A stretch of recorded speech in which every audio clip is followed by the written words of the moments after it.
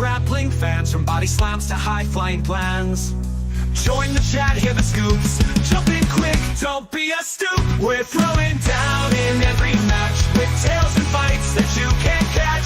The Marks Podcast is the place to be for every wrestling mystery.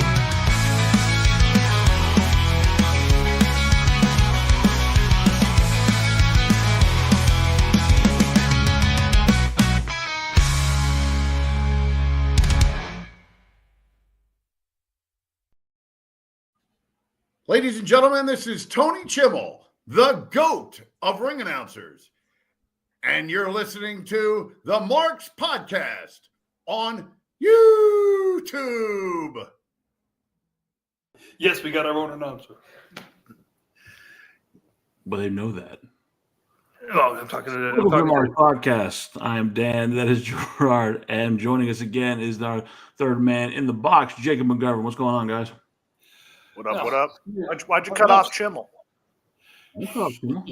No, he didn't. I think my computer sucks, probably. That's what it is. Yeah.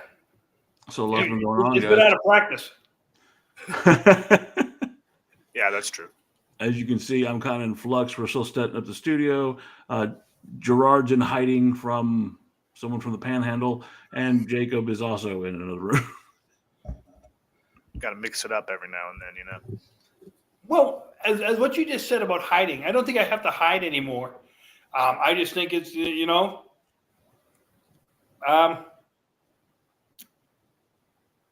it has to come down to timing. Timing and hiding is two different things. Fair, but his lost my game, and I had a wonderful steak dinner last night, so I could give two shits about that guy. That being said, we have stuff to talk about that's going on in wrestling. And the first thing I do want to talk about is, and we talked about it a little bit yesterday, Gerard, Kevin Owens. I'm starting to think it's not a work.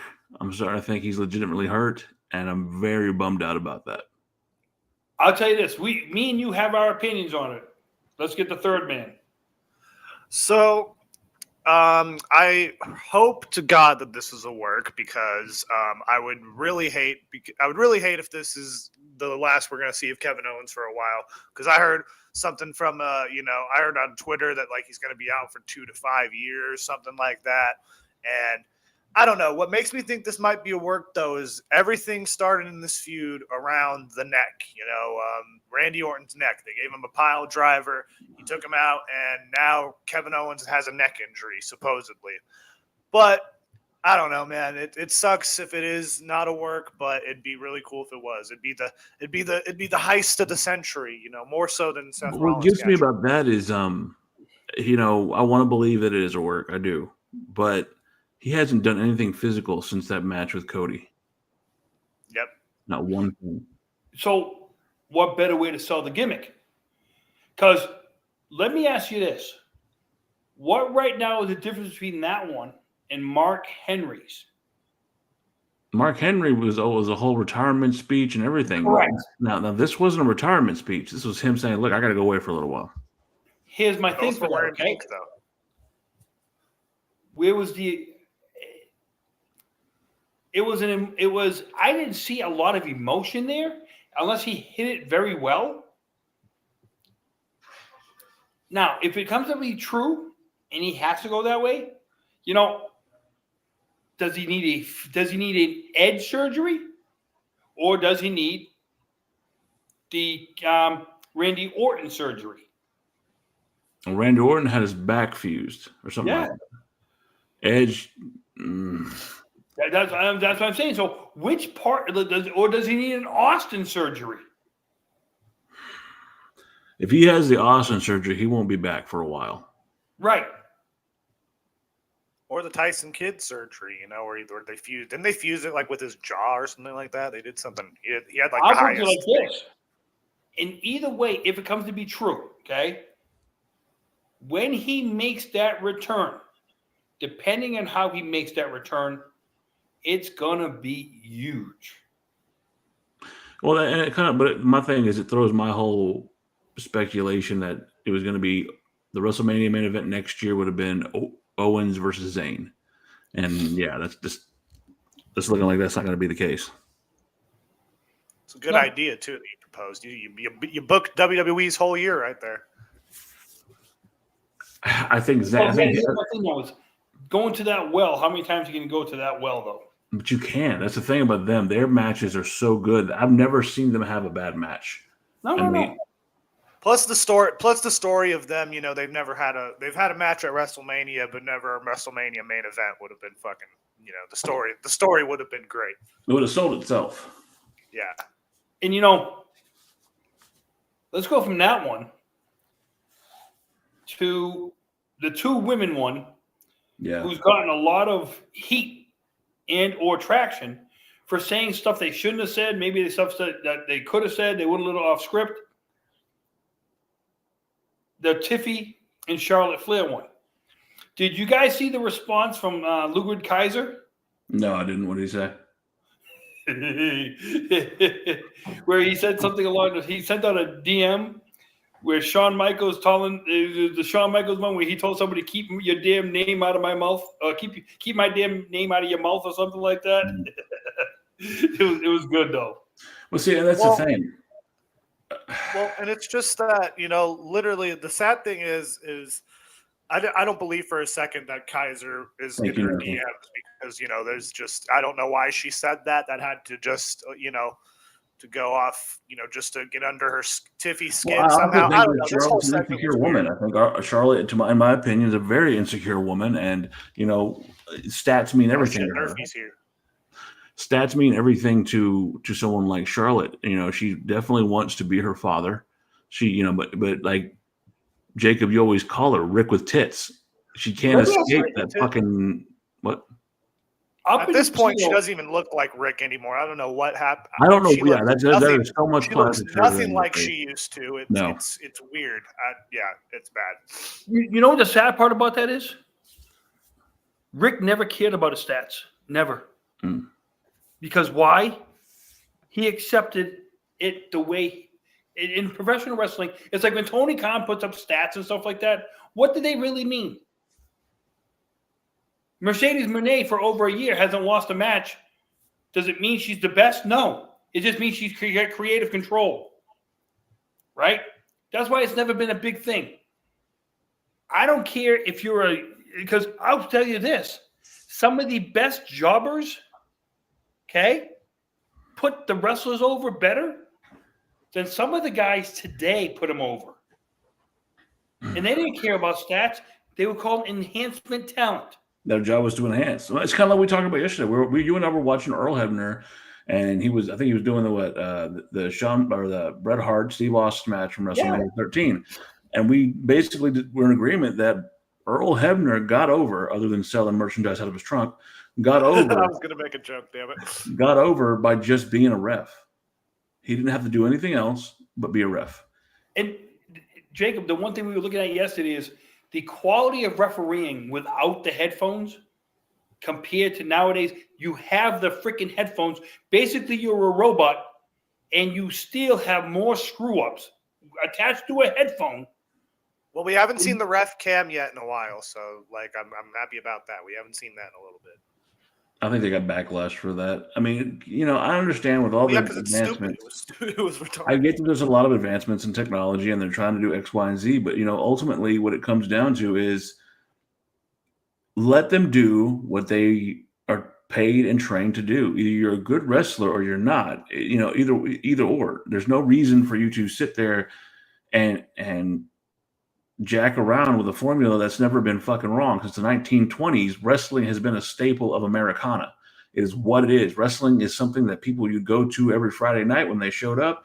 And now you have tried to dilute that into something that it doesn't need to be. Wrestling is the earliest sport there ever was. I mean, you talk about Abraham Lincoln wrestling men in his backyard, and you're trying to fucking dilute it. Let it be what it is. And that's why when I was talking, I was like, referees, the way they're watered down nowadays, and people always put the blame on the refs. If you let the pin go through, you let the mistake go through, you can always change it without giving away the business. You've had too many mistakes now where it just gives away the finishes and stuff like that. This was supposed to happen. It's like, people, yes, mistakes are going to happen. But how many mistakes need to happen before people can start saying, I'm getting tired of this? It's a scripted show, and you have people making mistakes unscripted. Well, it goes back to what you said as well before. There are not enough house shows going on so they can get their reps in. But I will say this: those kids down at NXT, not NXT, are doing a bang up job. I will die on the sword of what I watched Bailey go down there and get a master class taught on her by Stephanie Vicaire, Julia, and fucking the Prodigy. She was made to look so fucking foolish because she couldn't hang. Because she was not doing the reps and she doesn't have that fire, in my opinion, that she used to. When you get comfortable, everybody knows that there's a point of comfortability that you get complacent. A lot of these people are in that mode. Case in point, I'll talk about fucking what's up, Skullduggery, Nerfy, everybody. Bonjour, Skullduggery. Bonjour. Case in point, I talk about AEW now in a negative light. And again, when we first started this podcast 24 episodes ago, I was the AEW shill. I was the AEW mark. And now I watched it the other day and I am See what you've done, Tony Khan. You've turned Dan against you. I watched the group, the faction, the Learning Tree, and you have someone like, Big Cass, who's, I guess he's known now as what's his new name? Big Bill? Big Bill. Big Bill. Who has all the talent in the world, has size, has everything, and yet he is with this fucking pipsqueak of a character. I don't even know the guy's names anymore because I don't pay that much attention. The Bad Apple. Whatever. It's so best fucking nickname of stupid. all time. Come on, Dan. You don't act like you don't know the Learning Tree. I wish that this is the first time I think that Jericho has turned into a character that I'm good. I'm done. I'm not really interested anymore.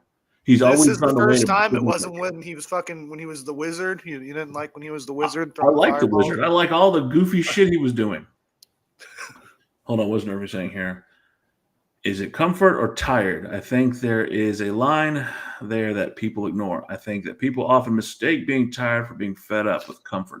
Well, that's the thing. WWE has, in the last, I want to say, 2 years, has become so comfortable with their characters and giving so much. I'm not going to sit here and say that I love the old man. Okay, but the old man kept them motherfuckers working. He got air. He dripped every dollar. There's got to be a happy medium between catering and compelling. And I don't know. Yeah, I agree, Skullduggery. Like I said, there's got to be a line here because Gerard, you and I agree. The lack of house shows and the lack of putting in that extra work because they're not doing it on their own is costing the business, in my opinion. I said it before. Complacency sucks, okay? Listen, guys.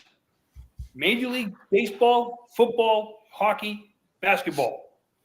If you don't play it enough, you can see. It's like the guy who comes off the dugout once every 5 games. You expect him to hit a home run once every 5 games. He doesn't see the pitches enough.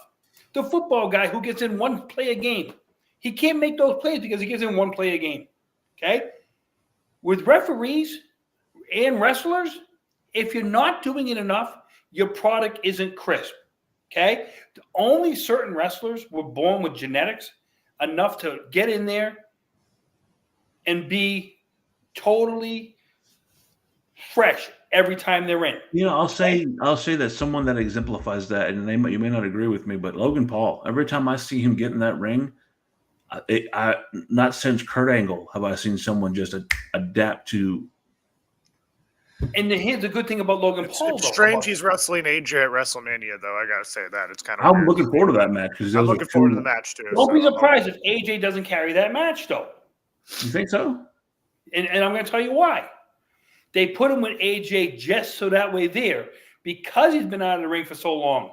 If he has ring rust, AJ will be able to amplify his ring rust. Well, to be fair, AJ's been out for a while. AJ was injured. Yeah, the last time he wrestled, he got hurt again, right? Didn't he? I would say this but AJ's one of those few guys, like I just said, it's like riding a bicycle to him. He, like I said, there's few guys, very few, that, hey, it's like riding a bike. Whether you wrestle once a month or once a year or something like that, some of these guys, it clicks, it bang, bang, bang. Well, Skullduggery is right in the sense he said there's something to be said about being in shape and being in ring shape. You talked about it yesterday. We were watching the Sultan against Rocky Maivia, and after 2 boots, Iron Sheik was in fucking. He blew up. He was gassed. He was gassed. But and if you ever noticed, one thing about Iron Sheik was he never was in a sprint match. Never. Can we talk about what the triumph of the Sultan? I mean, this guy had his tongue cut out, and here he was wrestling. He was wrestling like that, and then it grew back suddenly, and then he ended up wearing thongs. I don't know. No, not only thongs, he ended up breakdancing. You talk about things that need to be made into a biopic, man. I'm looking forward to it. The story of the Sultan. It's coming soon. I think I got to write that. You know what the good part about that, Dan, is I can totally agree with that. I told you, it was like 25 years before I did refereeing gigs. I got in that first match 3 minutes in. I'll tell you this. All 3 of us have been in a ring. Now, I'm not saying we competed, but all 3 of us have in some way, shape, or form have been in a ring. I can't tell you what it felt like to be in a ring for the first time. There was no crowd. It wasn't like it was an audience. But there's something about being on a stage, a 4-post stage, and just thinking these are where. There's something to be said about that excitement that's going to blow somebody up. You don't even have to fucking do a move. There's nothing in the world that is like that, and I can only imagine what these guys go out and do, guys and gals go out and do when there's 5,000, 10,000, 90,000 people watching every move they make. The first time I ever got into the actual ring when it was set up, okay? And you get into that ring and you look out and you think, what's it like to be in this ring full of people? And you have to be able to block out the noise. I was 15 years old the first time I ever got in the ring. I got into the ring in Boston Garden, and I had to pose a Hulk Hogan shirt. And I did an awful job of posing it because, Hogan made it look easy. Well, he knew what to do when it came crashing down, and it hurt inside. Like I said, you're in front of a building of 15,000 people. You're 15 years old. You got this Hulk Hogan shirt on. You got to go out there and flex like he does. But see, that's the thing, Gerard. You had to be a man. It didn't help to hide. Listen, that's all I wanted to do after that. I wanted to hide because I did a brutal job. If you hurt my friends, you got to hurt my pride. I got to be a man, though. I couldn't let it slide. You got to be a real American. But real American beer is fucking nasty, dude. I tried it. It was gross. I will say this. To be able to get to that ring and block out the noise, which I learned how to do, and act like it's just the 3 people in the ring.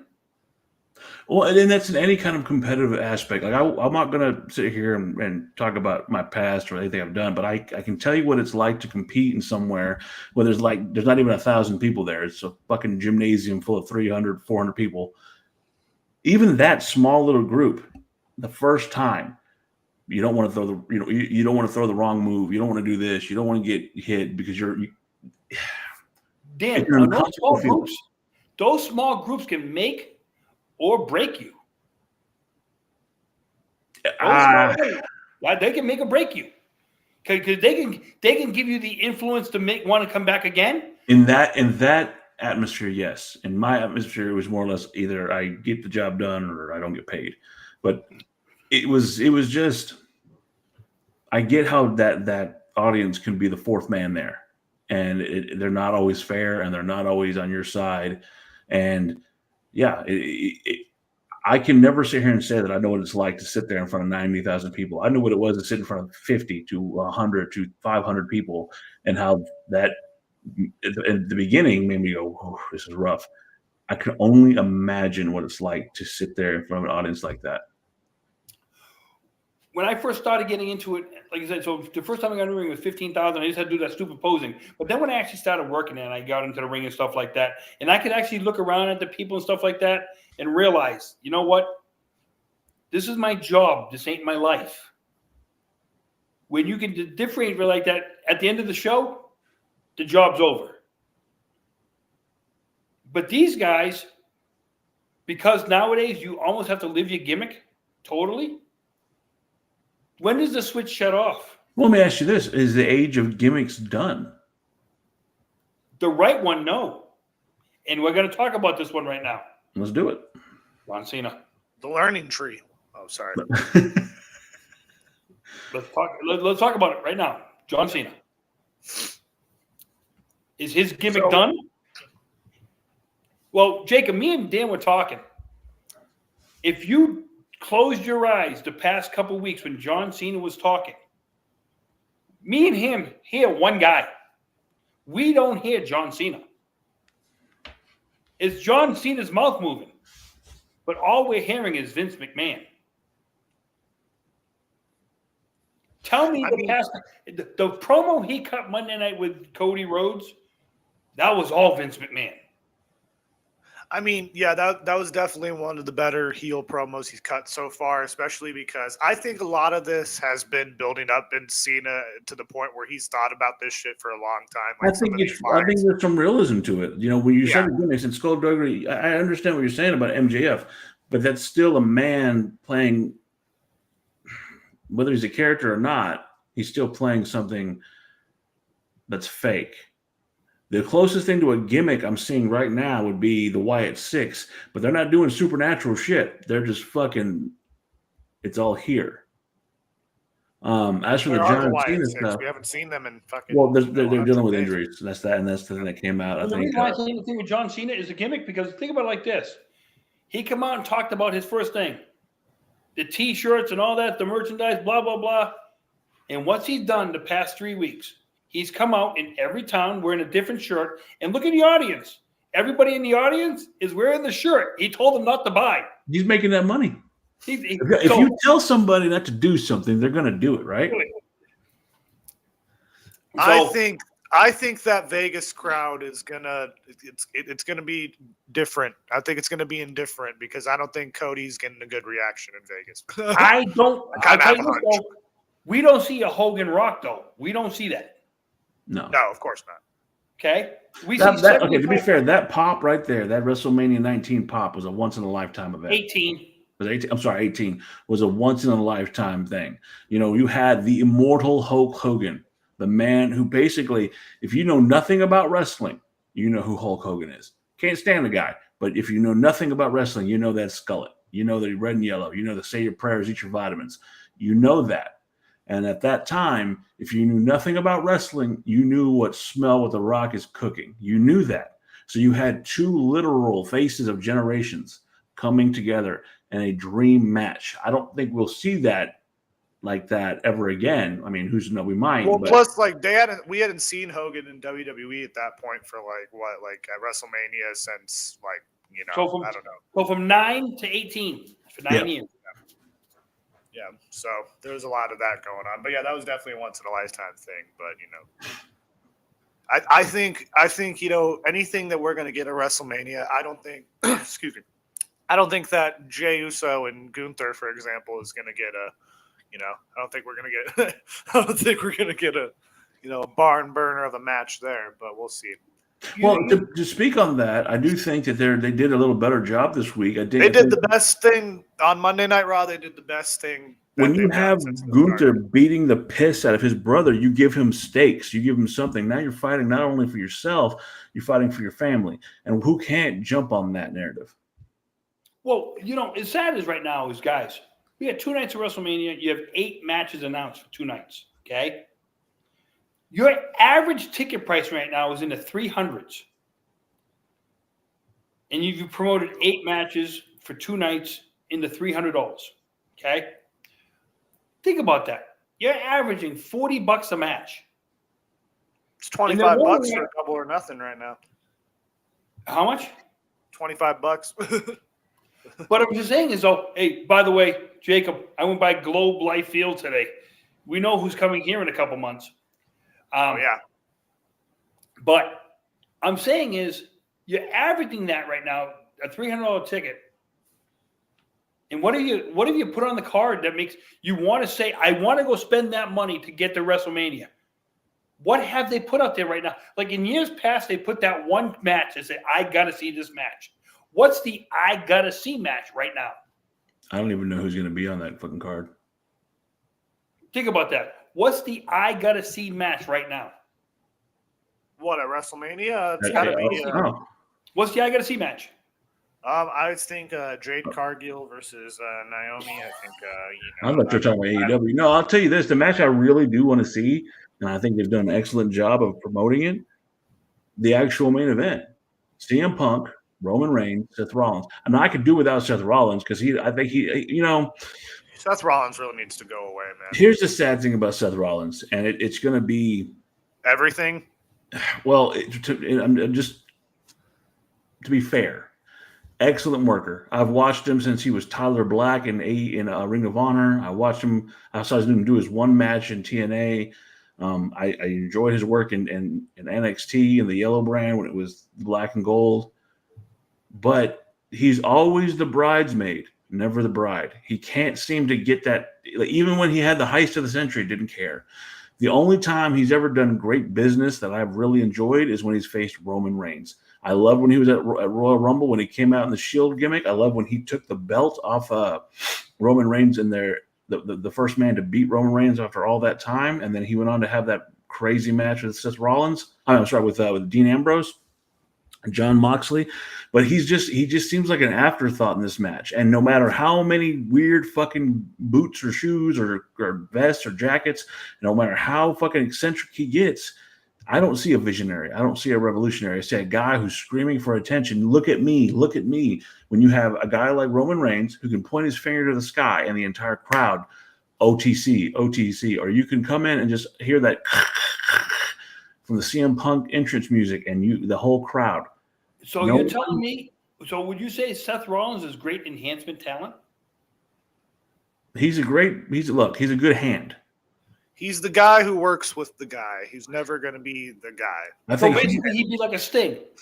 Yeah, Tripp. Well, I mean, Tripp said it perfectly in the chat just now. I mean, that's perfect. Yeah, he's just, I just think I would use more, other stuff to describe him than that. No, but, would you say Seth Rollins is the Sting of our generation right now? Because I said it. Sting was never the guy. He was never the guy. So hear me out with that.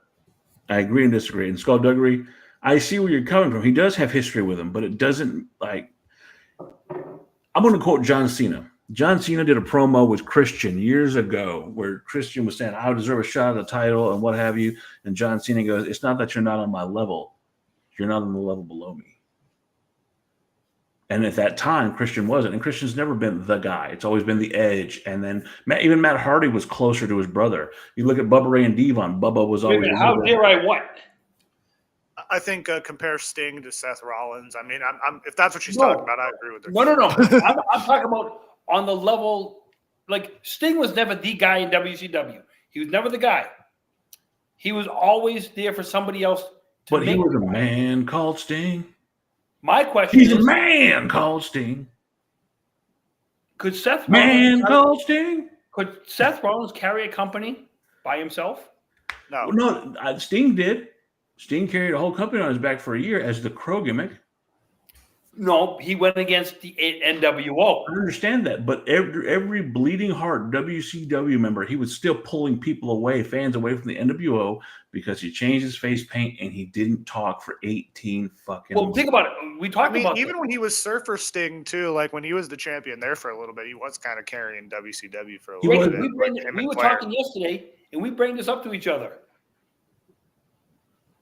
If the Madison Square Garden show, the curtain call doesn't happen, would Sting have been around? They would have floundered a little bit longer. If Scott Hall didn't go to WCW, it would have been different. Anyway, hold on. Skullduggery said, Christian, I absolutely believe, given the opportunity, if he had the mindset now, the stuff that he's done with the patriarchy is amazing. I love the evil, fucking slimy, the stuff that he comes out of the vitriol, disgusting shit that comes from Christian. Your dad deserved to die. You don't need a father. I'm your father. That shit is chef's kiss. But still pissed they made him waste his world title contract, though. That was, I was stupid. I just don't think so. She's saying Surfer Sting, and I say the thing about Surfer Sting is when the NWO started. No, but before that, see, Sting was an icon of the '80s. When the '90s came, he wasn't the same guy, and I'll give you that.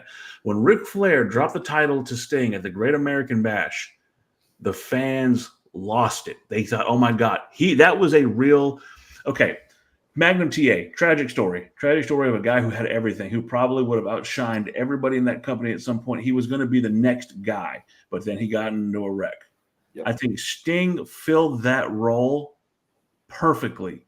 He was that, baby face, white meat baby face they needed in the 80s. Think about what you just said. Men wanted to be him.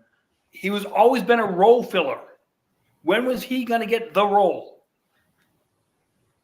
Look at Skulldugger says, we may never have gotten the Crow Sting if we didn't get Surfer Sting. No, we had Surfer Sting.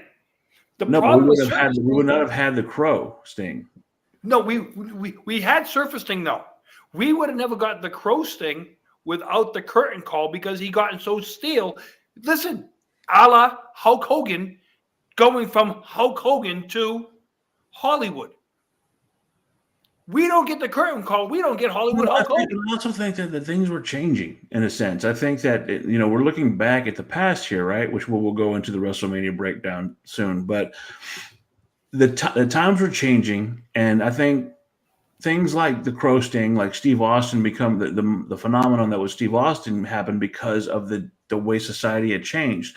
We weren't looking for heroes anymore. We were looking for anti-heroes. And that's exactly what Crow Sting was. You had this cool group of bad guys. Well, you need a cooler fucking hero. You need a guy who walks the line between light and dark. And I'm not trying to quote his ring music, but that's what you got. Well, here's the thing, Dan and Jacob. You guys will understand this. We've always said the one thing about wrestling: right guy, right time, right place. Took advantage of opportunity. Sting, for Crow Sting, the right guy, the right time, the right place. Could another person have done that? Absolutely. Who? Somebody you quote. You had Sting doing the Crow gimmick. You had Raven doing a Raven gimmick. But it was different though. Raven was never meant to be. Raven Sting was never meant to be the Crow. Now, the thing about that is, but he was. Sting was a very method. Sting was a method player. Sting even comes out and says he lives his gimmicks to an extent. He was in a dark place when he did the Crow gimmick. Raven was never a hero.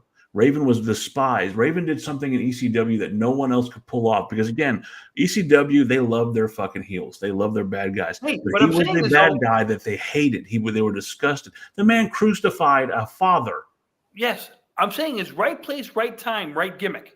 All I'm saying is Sting, because he was getting stale with the audience with the Surfer gimmick, the NWO doesn't happen. We never see Crow. I don't believe that because if you look at if Jason Lee doesn't die at the same time the Crow movie comes out, we don't see stuff like this. I think the popularity of the Crow movie was a thing, but I also think that fans still love Sting. And I'll go back. I was a kid during the Surfer Sting when he started growing his hair and he started becoming, he stopped bleaching his hair. I cried as a child when Ravishing Rick Rude defeated Sting for the United States heavyweight title. I got upset with Hulk Hogan because of what he did to Sting and the Macho Man at Bash at the Beach. And that's what I'm saying to you. All these guys, I'm saying to you, professional wrestling throughout the years has always been about right guy, right time, right place. And we watched it yesterday. We watched the most incredible double turn in the history of the business. Right guy, right time, right place. Now, in fairness to Bret Hart, could he have done that switch with anybody? No. I assume, given the right guy, right time, right place. But yes. Who?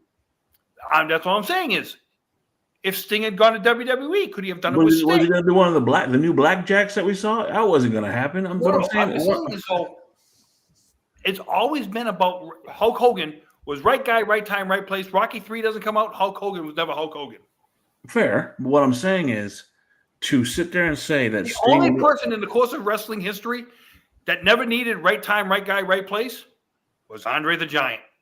Because he was a spectacle. Sorry. He was a spectacle. And I get that. But Jinder Mahal. Jesus Christ. But what I'm Greatest saying of all is, time. He just you made his sit there debut and in discount MLW, by Sting the and way. say, Shout you out. can't say that Sting could not carry a company on his back, because he did. Granted, he was never Ric Flair. No one's ever going to be Ric Flair. But if you break down Ric Flair was, I mean, he could go 60 minutes. He could wrestle like no one's business, but he was always the same generic style. You're going to get him flipped over the back. You're going to get suplexed off the top rope. He's going to hit the turnbuckle, flip over, get clotheslined. He was going to take a beating for an hour, and somehow or another, through some heel tactic or luck, he was going to connect with that figure four and win.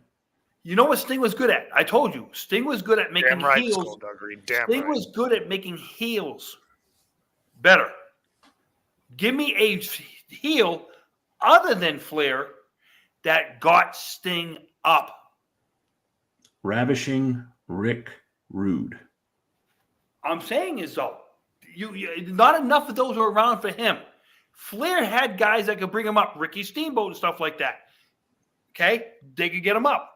The problem with Sting is WCW at the time didn't have a lot of guys that could bring him up, because a lot of guys that were starting to bring him up would leave to go to WWE. So I think the problem with WCW, well, most companies, is that you don't have enough baby faces in the back. Not granted, you should always have more heels than baby faces, and here's my argument for that. It is always, and I've said this a million times, it is always the baby faces hunt for the ultimate goal, whether it be a title, whether it be vengeance, whether it be, bragging rights. It's always going to be more profitable to have a baby face going after a heel. The problem that arises is that once you get that baby face to the top, what is there to look for? The perfect example, one of the greatest baby face turns of all time, we just talked about it, Steve Austin, which I wouldn't even call it a baby face because he wasn't a white meat baby face. He was that anti-hero. But when Steve Austin beat Shawn Michaels, can you really tell me what happened after that? He lost a title relatively quick in a couple months. Well, and then the what rest happened of the after time that was him was this. chasing it again. What happened after that was this: a hand gesture. Not his wrestling ability. A hand gesture got over, because what could the crowd do now? Instead of just chanting, What? now you took it to another whole level. But what I'm saying, as far as storylines go, and as far as keeping people engaged, if you're going to go that route, then this right here has gotten over like that. That's gotten over. That Yeah. man, though, who got that part over, he's less than the getting over part. Where Austin, not only did he get that over, he stayed relevant long enough for everything to go through. Leland, you make a point, but I think that Austin still would have won, only because the company was turning in a different way. I think that the involvement of Mike Tyson, and I think that Vince is, as much as he liked Shawn, whatever behind the scenes Austin was thing the hot going, ticket at the time. Austin was the hot ticket. Now, they were desperate. They needed something. Now, does Austin and Shawn's feud go back and forth long? Absolutely. Does Triple H take over DX? Does that happen? Well, to be fair, I think what happens is, I think that if Shawn wasn't hurt as bad as he was, you bring Shawn back, and him and Hunter would have fought over DX. Correct. And Austin's whole routine with Mr. McMahon might have still gone on. But DX's future would have been different, I think. Correct. DX's future would have been different. I don't know if he would have had the longevity that D-Generation X had, which also would have destroyed the pushes of the NewAge Outlaws. I think Sean Waltman would have come back still, but I think that's where you have your issues. And that. Well, remember, it was the night after WrestleMania. I hope that timeline, in some way, we still get X Factor, because X Factor was one of the best, groups of all time. Jesus, what the fuck? No. You know the thing about that though, the night after Austin won the title, you got Sean Waltman back. But I also think that Sean Waltman they were planning on bringing Sean Waltman back, because Sean Waltman was bitter about how he got cut from WCW. You had Hulk Hogan come on live TV and said he couldn't cut the mustard, and Waltman says, "Who the fuck cuts mustard?" Mm-hmm. Like, it was a whole thing. And X Factor was written in the stars, and they needed to do it. That's why they brought him back. And as we're talking about that, do we want to go and talk about the Radicals? That was another group that kind of, what happens if actually Shane Helms comes along with them? Because, talking about the Radicals, we could start talking about the other thing now. Hold on. Leland makes a point. Yes, Bischoff did say that. Bischoff knew as soon as you put a microphone on Sean Waltman, he realized they were fucked because the boy could talk. Here's the thing. Goddamn right again. In WCW, he was known as 6, correct? Love that name. Because in WWE, he was known as the 1, 2, 3 kid. Yeah. They didn't let him be the 1, 2, 3 kid in the NWO, though. They put so many guys in. They should have kept the core. They should have called him. They should have kept the core.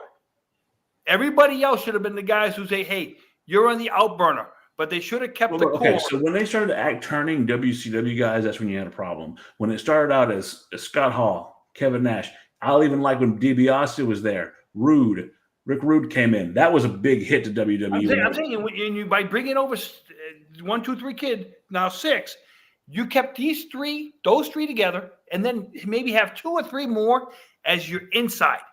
Everybody else would have been, hey, they're here, but they're not. Well, okay, this was a lesson they should have learned in the sense that it was taught to you way back when. What the fuck? Fucking camera. That was weird. She's gonna have to show me how to figure that out. The Four Horsemen, would it have worked when there were more members? If the main 4 players stayed the main 4, but they basically, okay, we'll allow you to ride our coattails, just knowing it's us 4 and then you guys. Okay. I'll give you a perfect example. Okay. The bloodline. There's a certain core. We all know there's a bigger family out there. Yeah. But it's those 3. To me, it's always going to be Roman and the Usos. Then it's everybody else. When it comes to having families in wrestling like that, it should always be a small core, then everybody else. The only thing that made DX work, they kept it small. Exactly. Again, like I said with the Horsemen, the Horsemen would never have worked if there was more than 4 core members. The problem that I had with the NWO is you start look. Don't get me wrong. Like someone like Scott, when they ended it, what was it? 20, 30? They had to break it up into 2 different factions, which was stupid. Okay, so Scott Flash Norton, excellent talent. When he went to Japan, a great fucking hand. Hell, the Giant. All these other guys that came in from WCW that got beat up and turned, they had no place in the NWO. The NWO was built to be an invading force. You know who did it perfectly? The Bullet Club. Because when they ended, look at the merchandising, look at the fandom, look at the way the Bullet Club worked. It started out as Finn Balor with his underboss, then the Young Bucks, and then they booted Finn out when he went to WWE. But it was always that core group.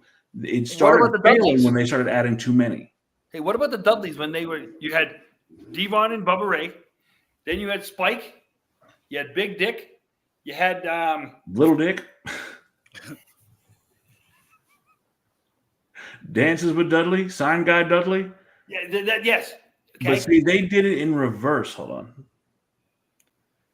Well, it's like, same thing like with 3MB, 3MB with Jinder Mahal, Heath Slater, and Drew Mac. If they added anyone else, or if they had anyone else be 3MB, it wouldn't have worked. Same thing, with League of Nations, that great group, Rusev and who else? Wade Barrett. If you want to go that route, let's go to the Truth Commission.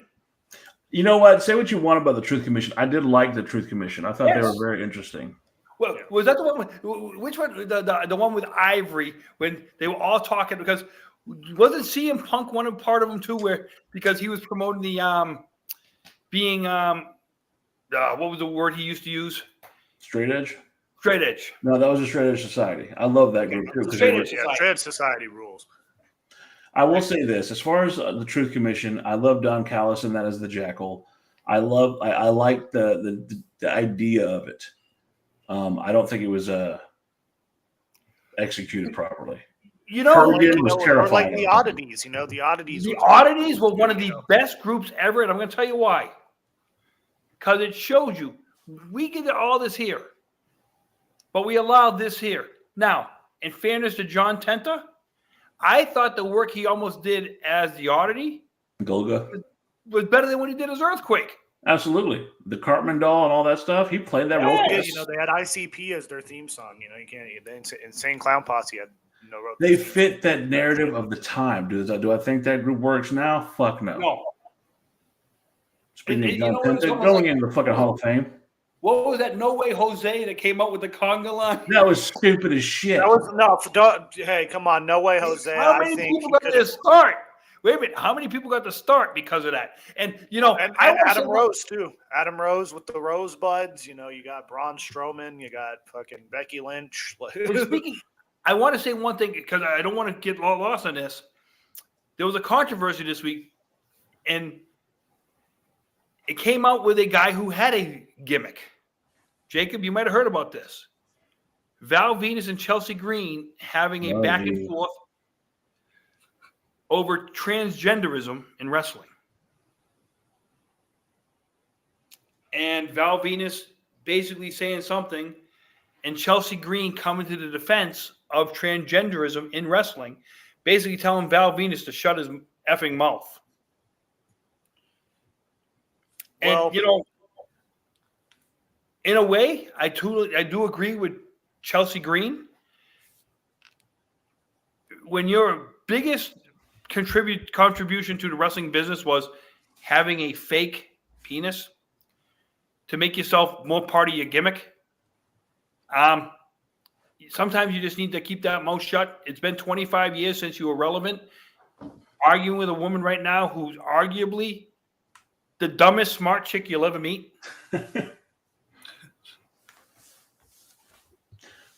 I made a stance on this, and I stand by it. I don't know what the fuck is going on with this camera. It's new.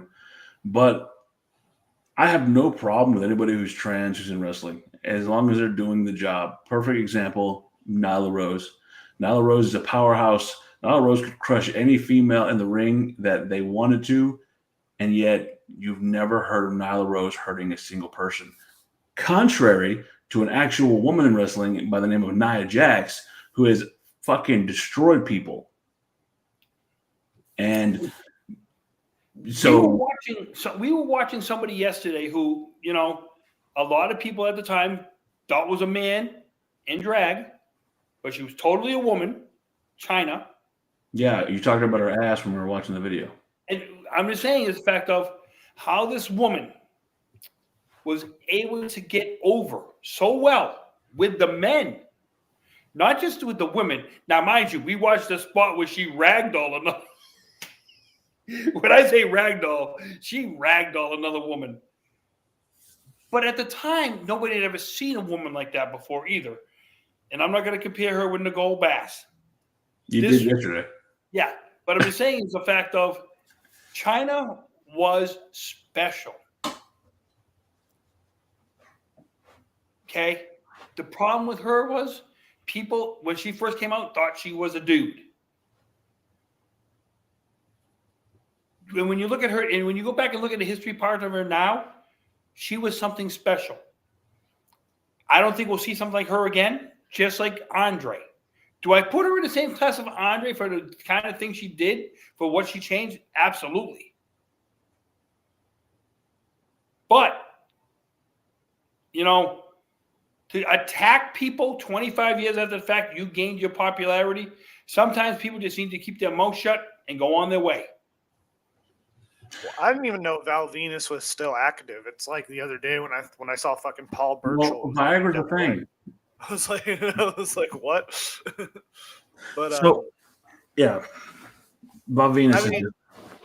I mean, yeah, like I agree with what Dan said pretty much. Like, there's nothing really I can really add to this, you know, whole thing because like I don't really get why Val Venus cares so much. When, like, you know, it's just dumb. There are some people who are just fucking dumb, and they need they need shock value to get another 15 minutes of fame, and that's what it comes down to. What Skulldruggy said is absolutely true. China is a star. Joni Lawler was a star, and forever will be remembered for the great contributions she did, not only to women's wrestling, but wrestling in general. I don't think you have women like Tiffany Porn. We Stratton. can't forget about porn. Jesus. Oh, Well, what? You can't forget about it. I don't think that you have I try to forget about it because it wasn't that good. I don't think you have stars like a Bianca Belair or a Tiffany Stratton or you have a Charlotte Flair, but she's not respected. You don't have a Rhea Ripley. You do not have a Rhea Ripley without Joni Lawler and everything she contributed to wrestling. Now we're getting close to that hour mark, and we got a lot of WrestleManias to talk about, Gerard. Yes, we do, and we're going to start with. Speaking of that. Now, if you guys saw the thumbnail, we've seen enough. And we're going to start at WrestleMania 21 because we've done the first 20. WrestleMania 21 came to us from Los Angeles, California, the Staples Center. It was WrestleMania the very first WrestleMania goes Hollywood. The relative buy rate on this was 2.46 million. Okay. That would, if I'm right though, that include the network. I can't remember though. Leland, I would agree. I think Charlotte's shine is gone. She's become, I don't know. She's too big for her own. I don't know. I'm not interested in Charlotte. She's definitely become something. I will say this about I will say this about Charlotte. Okay, her time has come and gone for one reason. There's nobody in the ring. To me, on the microphone, Tiffany Stratton was not good on the microphone the other night. No, that came across too. I mean, it was all over the place. Well, it's kind of been like that this whole feud, though, yes. to be honest. Like, it's pretty much been like, but this is the only time where it's been noticeable. Like, yeah, no, they definitely weren't. That wasn't part of the script. Hey, Koopakin, new setup? No. Sorry, I'm on vacation, but I'm still doing the show. Dan just moved in, so he has to, and then Jacob does whatever he does. Yeah. But we're going to get on to WrestleMania 21, okay? The pre-show battle royal. Listen to these names.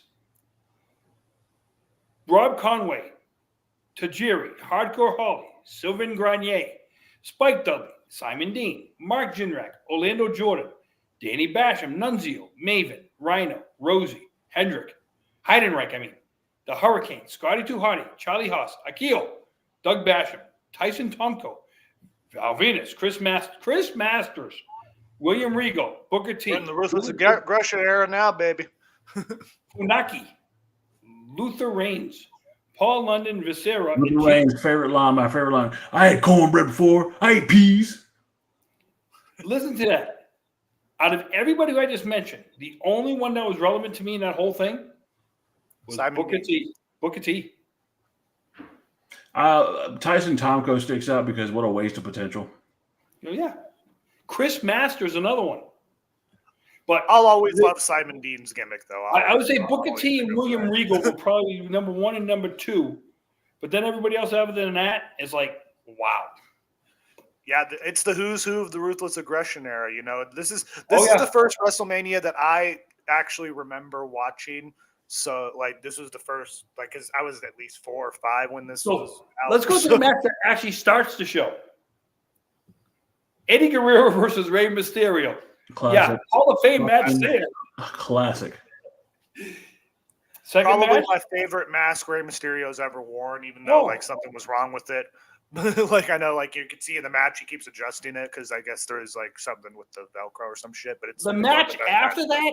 I don't think gets enough credit. Money in the Bank ladder match. The very first one versus Chris Benoit versus Chris Jericho versus Christian with Tyson Tomko versus Shelton Benjamin and Edge. Hall of Famer, Hall of Famer, Hall of Famer, Hall of Famer. 1, 2, 3, 4, 5. 5 out of those 6 men should be in the Hall of Fame. Why? What's wrong with the other one? Shelton Benjamin should be in the Hall of Fame. You are out of your mind. That man was amazing. What? I thought we were talking about Redacted. I told you, Chris Benoit is the Pete Rose of professional wrestling. He deserves to be in it, but he'll never get into it because of what he did on his personal life. Okay? You know, it's unfortunate. Yeah, whatever happened to that man. Yeah. Yeah, this match rules. Obviously, you know, just because of who's in it, I think it makes it one of the best. You tell him, Leland. You tell this man he is wrong that Shelton Benjamin deserved to be in the Hall of Fame. I'll put it like this. The next match after all that was, if you remember, the Legend Killer. Still one of the greatest spots. I mean, if you watch it now, it looks like trash. But at that time, to watch him go up for a choke slam and hit the RKO, I really thought the streak was over. Yep. It almost was too. I think didn't something happen? I think Randy was supposed to win this match. I think Randy said he didn't want it. Listen, I'm going to put you like this, okay? If you think about it, the whole ride up to that WrestleMania, they had Randy Orton, the vignettes he was doing, taking out the Mick Foley's, the Hulk Hogan's and stuff like that. He RKO'd Stacy Keibler, that son of a bitch. So he had it good. And, you know, I think if Randy Orton wasn't such a prick that he was back then. Well, that's why he ended up working with Taker. If you go back, they've talked about it. Taker took his ass to the learning tree and beat his ass. Basically, pulled a switch off the tree and got the reason. I believe the rumor is the reason that Randy got the arm sleeve tattoos is Taker got them for him as a sign of you done good. You done good. I remember the first time Taker got his first one. I think he was on the armchair for 20 hours for that first tattoo. Whew. I don't have the patience, guys. Forgetting about Taker's best tattoo, you know, the one right, you know, on his throat right here. You know? Yeah. Then we went from that to what a handsome woman she was. Christy Hemme versus Lita versus Trish Stratus. Okay. We all know how that went.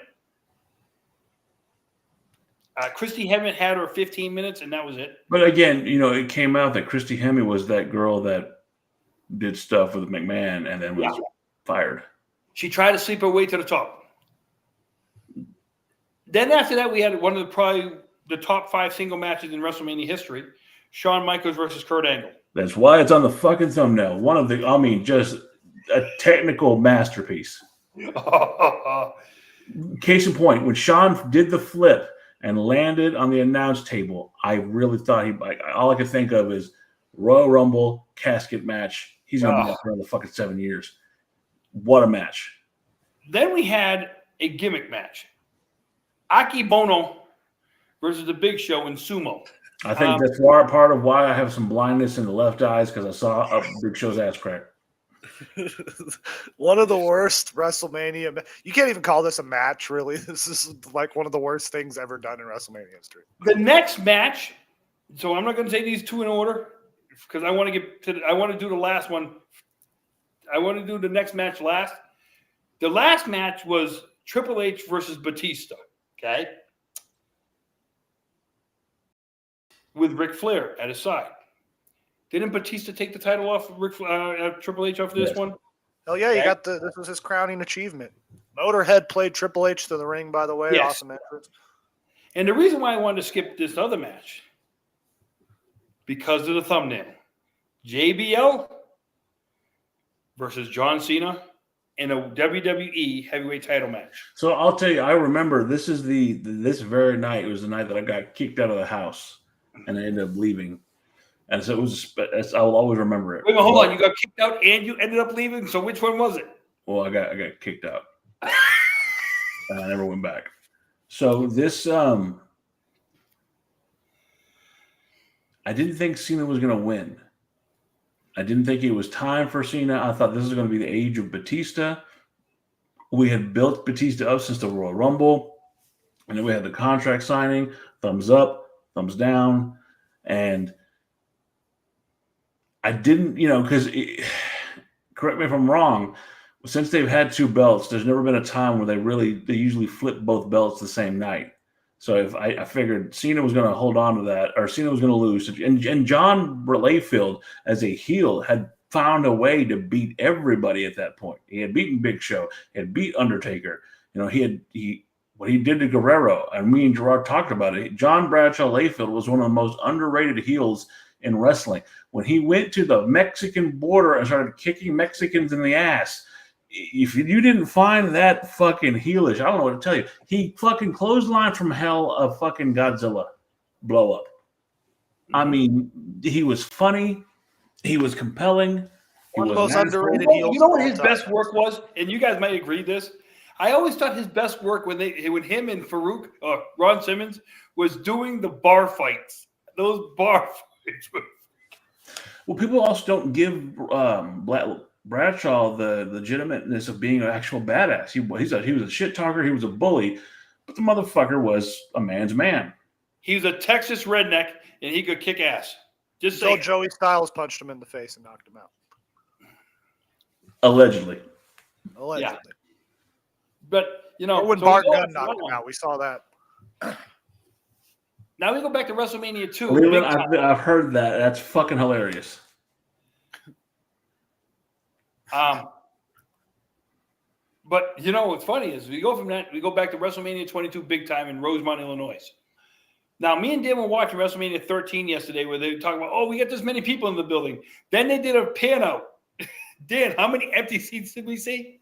But, hey, if I sell 19,000 tickets and not one person shows up, I could care less. I sold 19,000 tickets. Okay? Now, here's the funny part about WrestleMania 22. 636,000 buys. That's a hell of a dip from 2 million. AEW gets that on a good Wednesday night. Okay. The pre-show battle royal.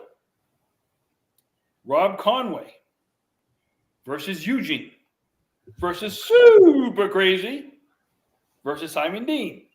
I got a Super Crazy for homage to Chimmel versus Stevie Richards versus Lance Cade versus Joey Mercury versus the Road Warrior versus Psychosis. Tyson Tomko versus William Regal. That's 2 years in a row he's in a Rumble. Versus a lot of these guys are in the same match 2 years in a row. It's pretty funny. Versus Trevor Murdoch, who's just a big old Texas redneck. Versus Funaki. Versus Goldust. Versus Viscera, another. Versus Johnny Nitro. Versus Snitsky again. Versus Matt Stryker. Okay. Well, shit. First of all, I forgot Matt Stryker was in the company around this time because I thought he came in around like when ECW reformed. And same thing with Cade and Murdoch. I thought they came in a bit after. Here's my question for you. Out of that, I'd say only 2 people in that deserve to be in the Hall of Fame. Who? Simon Dean and Super Crazy. Goldust and William Regal. Yeah, I would agree with that. Then we get to the World Tag Title match. Kane and the Big Slow versus Carlito and Chris Masters. Okay. And I think Kane and Big Show were an underrated tag team around that time. I think it was pretty cool. I agree. Yeah, and especially it's Carlito and Chris Masters, man. They were a tag team around that time too. Like they were always put together for some reason. Like this is just There's fucking the new generation of show. It was a whole Carlito's steam fucking fell off whenever the whole John Cena thing happened. Yes. Here's another one. The Money in the Bank ladder match for that WrestleMania. Matt Hardy versus Finlay versus Shelton Benjamin versus Rob Van Dam, Bobby Lashley versus Ric Flair. This is one of my favorite Money in the Banks of all time just because Rob Van Dam wins. It's unfortunate what happened with him winning the title. And then, of course, him and Sabu had to drive with a bunch of weed in their car. Well, he was supposed to have a lot longer run. He was supposed to be a dual champion for a long time. Yep, and he had the best custom briefcase of all time. This show right here brings back a lot of memories for me specifically because I had this show on DVD, like the 3-set DVD, because of a certain championship win that happens on this show. I remember, as a child, it was a great night. Well, after that Money in the Bank match, you had the WWE United States title match. JBL versus Chris Benoit. Yep. Which didn't JBL take the title? I think so. Well, he had the cabinet for a while there too with that. Yeah. Oh yeah, with who was else in that? Orlando Jordan and someone else. Yeah. What a great faction that was. It was horrible. And then we go to a hardcore match. Edge versus Mick Foley. It changed the trajectory of Edge's career and it made him legitimately seem like someone who was a badass. This would also lead into the tag match between, I want to say it was him. It was Mick Foley teaming with Edge to face off against Tommy Dreamer and somebody else. Probably somebody from ECW. I can't remember the top of my head, but that match, Kevin Thorne. No, I'm just kidding. It probably wasn't Kevin Thorne. But it definitely gave Edge no pun intended, the edge that he needed. Kind of like having The Rock face Mick Foley in that I Quit match that he could. Yes. It did the same for Edge. I love when Edge tells the story of this match, and he's like, oh, I didn't realize, I'm running face first into this fire. It's like, yeah, you dumbass. It's like He singed his eyebrows. Yeah. And Mick Then we Foley's had a wearing a 2-on-1 full handicap shirt with match. the fucking flannel, and Which I think everybody's going to overlook this one. The Boogeyman versus Booker T and Sharmell. Yeah, okay. Yeah, no one. Yeah. Then we had the infamous match. WWE Women's Title match. Trish Stratus versus Mickie James. Is this the infamous one where Mickie James does the hand lick? yeah. Yep. Okay. Classic. There's nothing more to be said. I think it's a classic spot. It's been cut out of every It video. still should not be cut from the network re-airings of it. Shame on you, WWE. Yeah. She just liked her a lot. They need to comment. Yeah. She wasn't obsessed. She just likes her a lot, Absolutely. First of all, this whole feud I remember this shit. Look, she was just imitating Gerard Millette eating a steak bone. Hey, I had a better chance with that steak bone.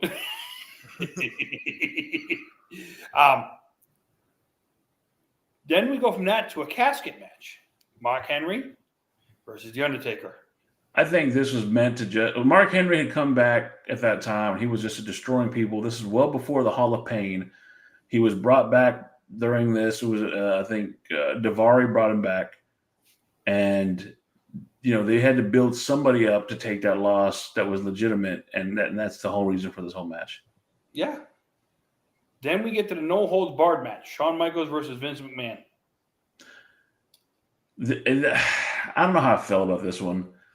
I never saw how there was a reasoning behind it, because basically saying, hey, Shawn, I built you up. Now I'm going to build you down. No. Shawn built himself up because, the fans didn't have to accept Shawn. Well, this also after this, we got Vince McMahon, Shawn Michaels teaming with God. Yes, we got God and Shawn Michaels against Vince McMahon, and I think was it him and probably Coach? Shane O'Mac. Shane. Yeah, it was Shane. Yeah, so one of the greatest feuds of all time. Where he has God coming out. Me and my dad, we argue about a lot of stuff. Get jiggy with it, God.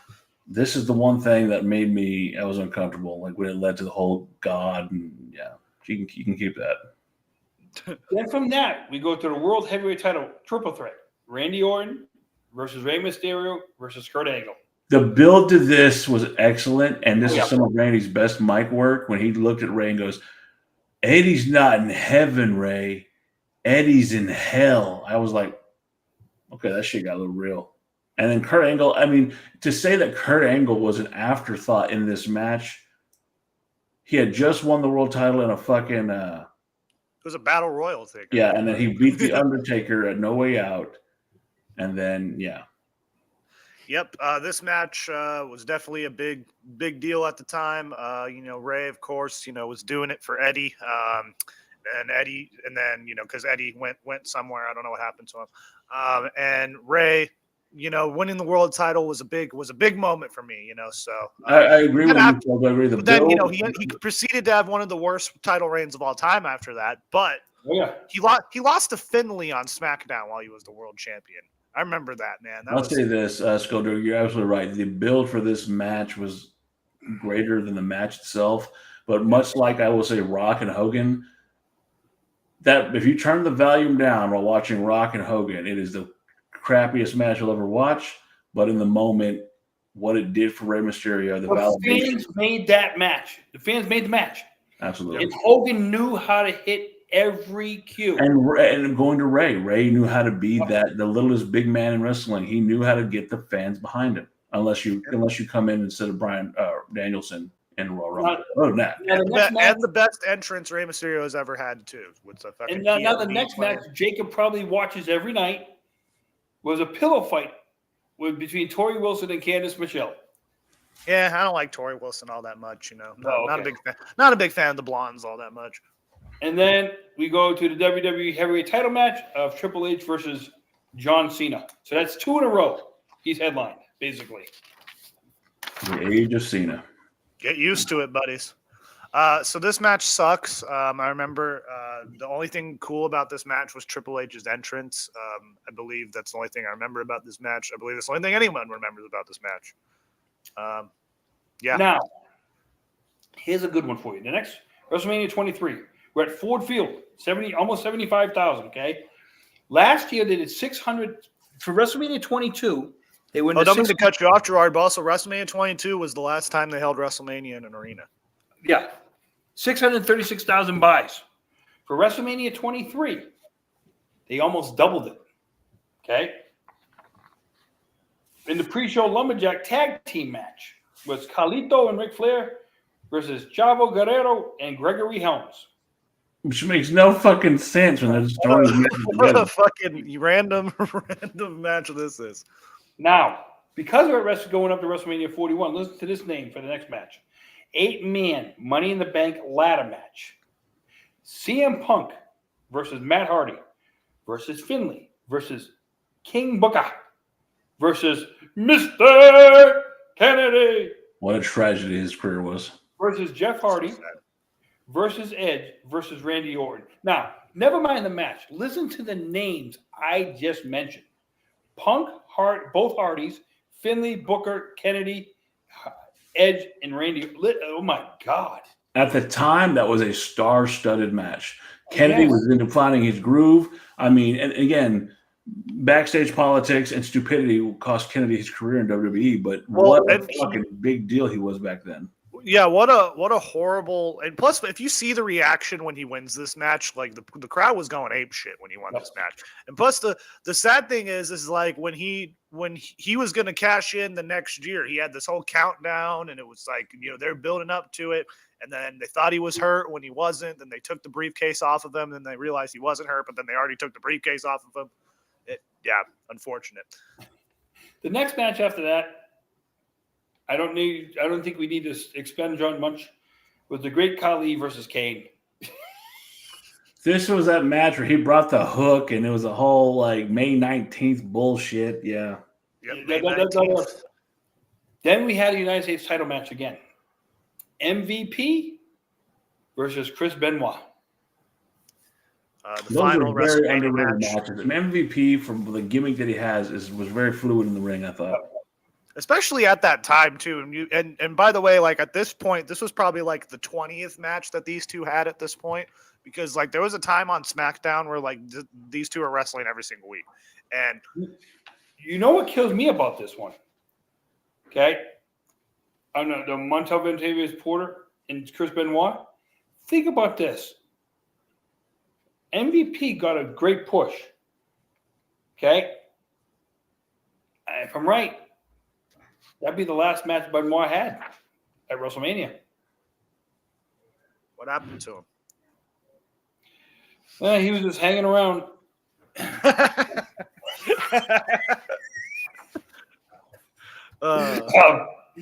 After that, we get, listen to this, for the 5th match of the show, you get the World Heavyweight title match. Batista still champ versus The Undertaker. Underrated match, I'd have to say. During the build to this match, I remember there was also a match that I believe it was at the Royal Rumble, or it might have been, I don't know, it was one of the pay-per-views, but it was Undertaker and Batista versus John Cena and Shawn Michaels, and it was a tag team match. And like, I just remember that was a really good match. But this match definitely is underrated. I put it up there as one of the better Batista matches. I agree with Skullduggery. I'd say it's the best match on the show. 8-man tag match. The ECW Originals, Rob Van Dam, Sabu, the Sandman, and Tommy Dreamer versus the New Breed, Elijah Burke, Kevin Thorne, Marcus Corvon, and Matt Striker with Ariel. Not, if I remember correctly, this is not a very good match. Well, Hey, that's the Matt thing. Striker bumped his ass off for this match. That's the only thing I remember about this match. I'll say this: like Marcus Corvan, better known as the Alpha Male Majin Brown, was hindered in WWE. They didn't get it. I mean, that pounce was an excellent finisher. Excellent. He was an excellent wrestler. I mean, it's kind of crazy how everything went down with him. He ended up like giving his kidney to a family member or something like that. Just a great guy from all around from what I've seen. He didn't get his due. I think Elijah Burke was excellent. I think that he got a lot of heat for shit. Oh. It was just these are all former TNA guys. They were going to become TNA guys. Yeah. The next match, and we got to keep politics out of this one. Special referee Steve Austin. Umaga with Armando Estrada. Armando. Everybody listen to me. Armando Alejandro Estrada versus Bobby Lashley Umaga. with Donald Trump. Think about Bobby this. Lindsley, as Donald Trump called him. Bobby Lashley. We all know Bobby Lashley goes over. Vince McMahon gets his head shaved. Okay. Well, by the way, the original plan for this, if I'm not mistaken, was supposed to be Hulk Hogan versus the Big Show. If I'm not mistaken, that was the original plan. You know, Big Show was going to be representing, I think, was going to be representing Trump, and I think I don't know, but it was in the original plans. That's what it was going to be. Unfortunate because Umaga is severely underrated. This is probably the I think he's only had 2 WrestleMania matches. I think this. Let me ask you this: first one. If he had not died, should he be in the Hall of Fame? He should be in the Hall of Fame now. What he accomplished for Samoan wrestlers. Yes.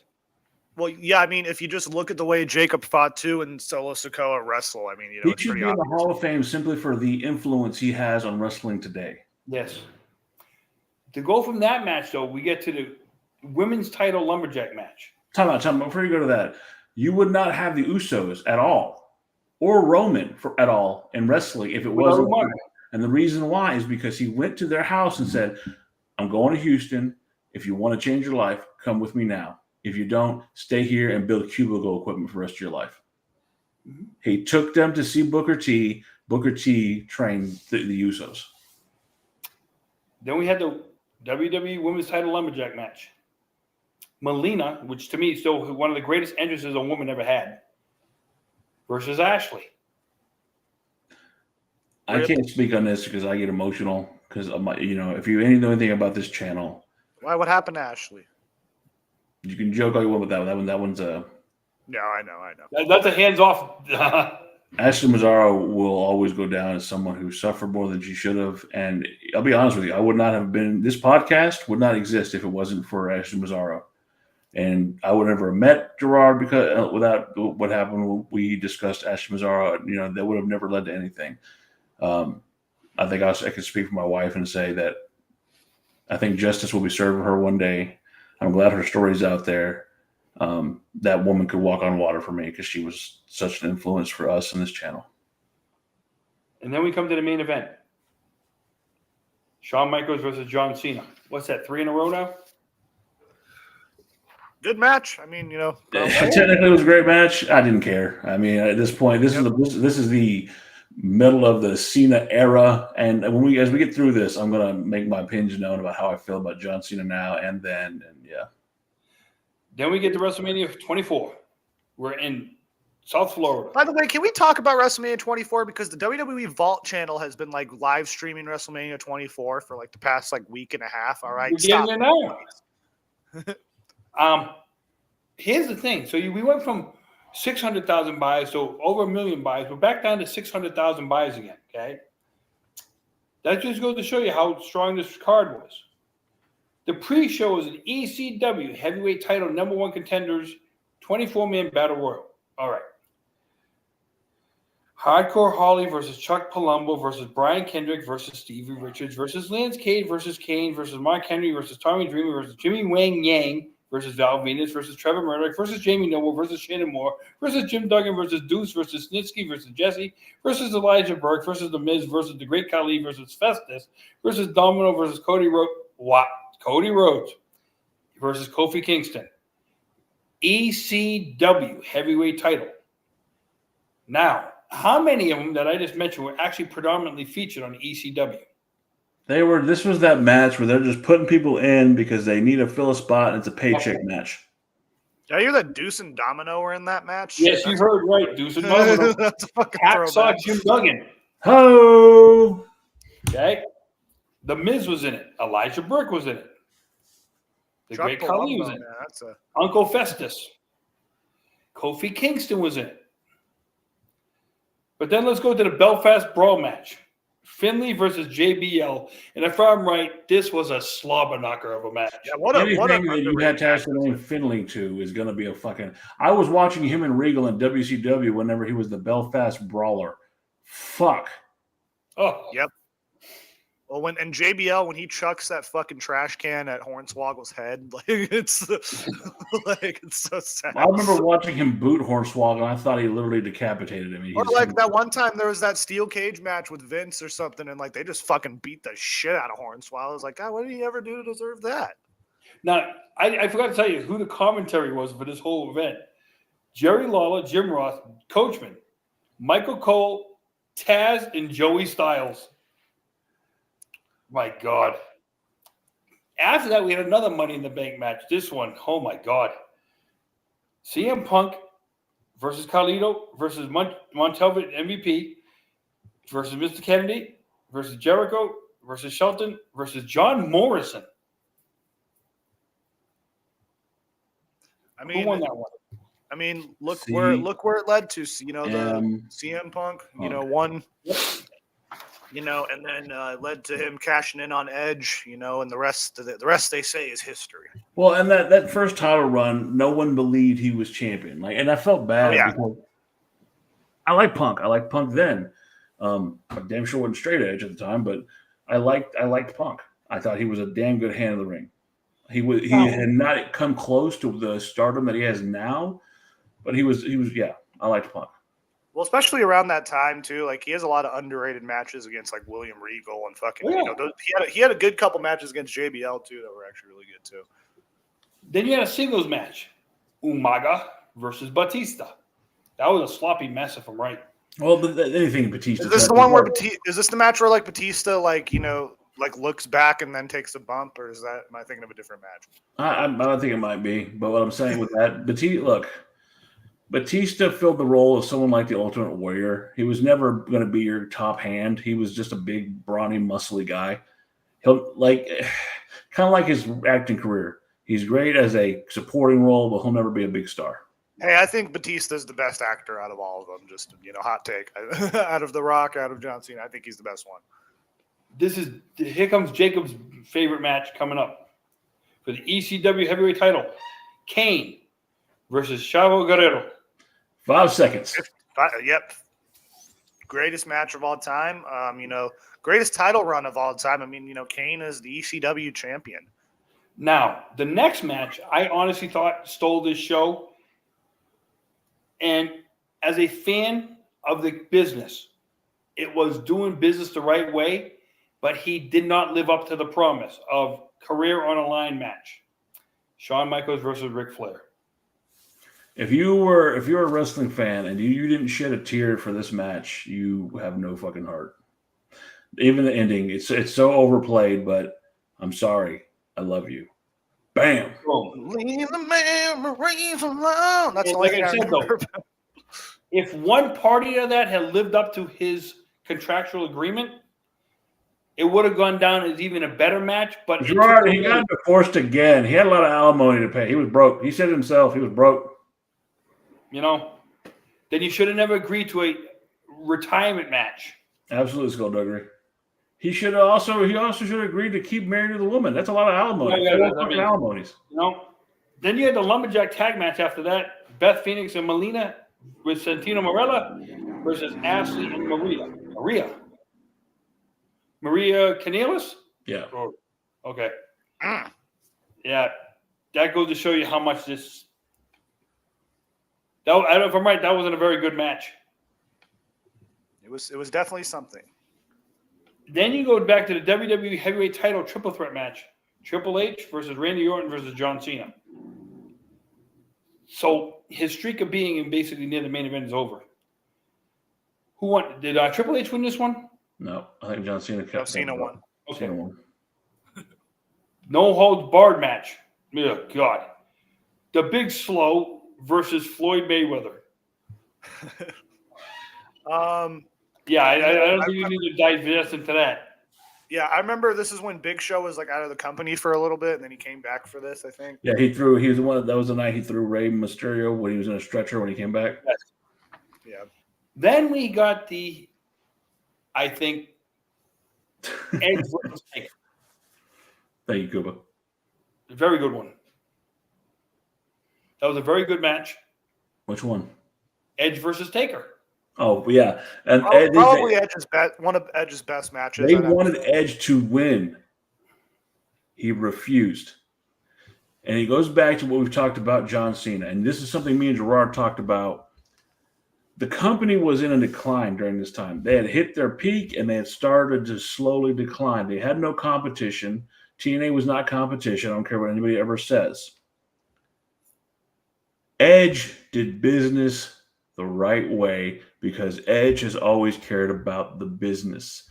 Edge could have gone into business for himself, taken the streak, and that would have been a big deal, but he understood the sanctity of what that was. And I mean, this was during a horrible era, too, like when Edge was fucking making out with Vicky Guerrero every week. Oh, yeah. It was gross. So... You know, they made chicken salad, they made chicken shit into chicken salad for one day. There was also a time when John Cena was winning every single night. Yes. Yep. Now, we're going to get to WrestleMania 25, which was right here in the state of Texas. 970,000 buys. So we dropped, and you start the pre-show with a World Tag Team title, WWE Tag title unification match. Carlo and Primo versus John Morrison and The Miz. I love John Morrison and The Miz. I love Morrison. I love Miz and Morrison. Probably. I think the wrong team won. I think they broke them up, and maturely. I think that they should have given Morrison more of an opportunity. I think he had the look. He could wrestle. Who knew that Miz was going to come out of that being the Michaels to his Jannetty? Yeah. I never called that one, but I still think that's another story that should have been told better. The reason why Morrison got the shit he did is because him and Melina did not want to do business with Trish Stratus, and they punished. And honestly, him. Carlito and Primo at that time were pretty underrated too, because they're Cologne, they're fucking their family history, the Cologne family. Other than what they did to fucking Brody, excellent. But yeah, when they killed the Bruce of Brody. The next match, I want you to think about this. This is the third year in a row now. Money in the Bank ladder match.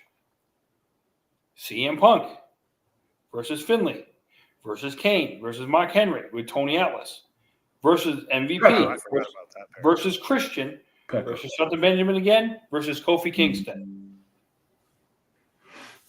That's 3 years in a row CM Punk was in a ladder match at WrestleMania. And the second time he won. Yep.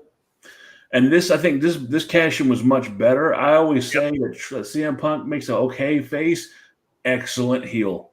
I mean, the man just fits because he's telling you shit that's true.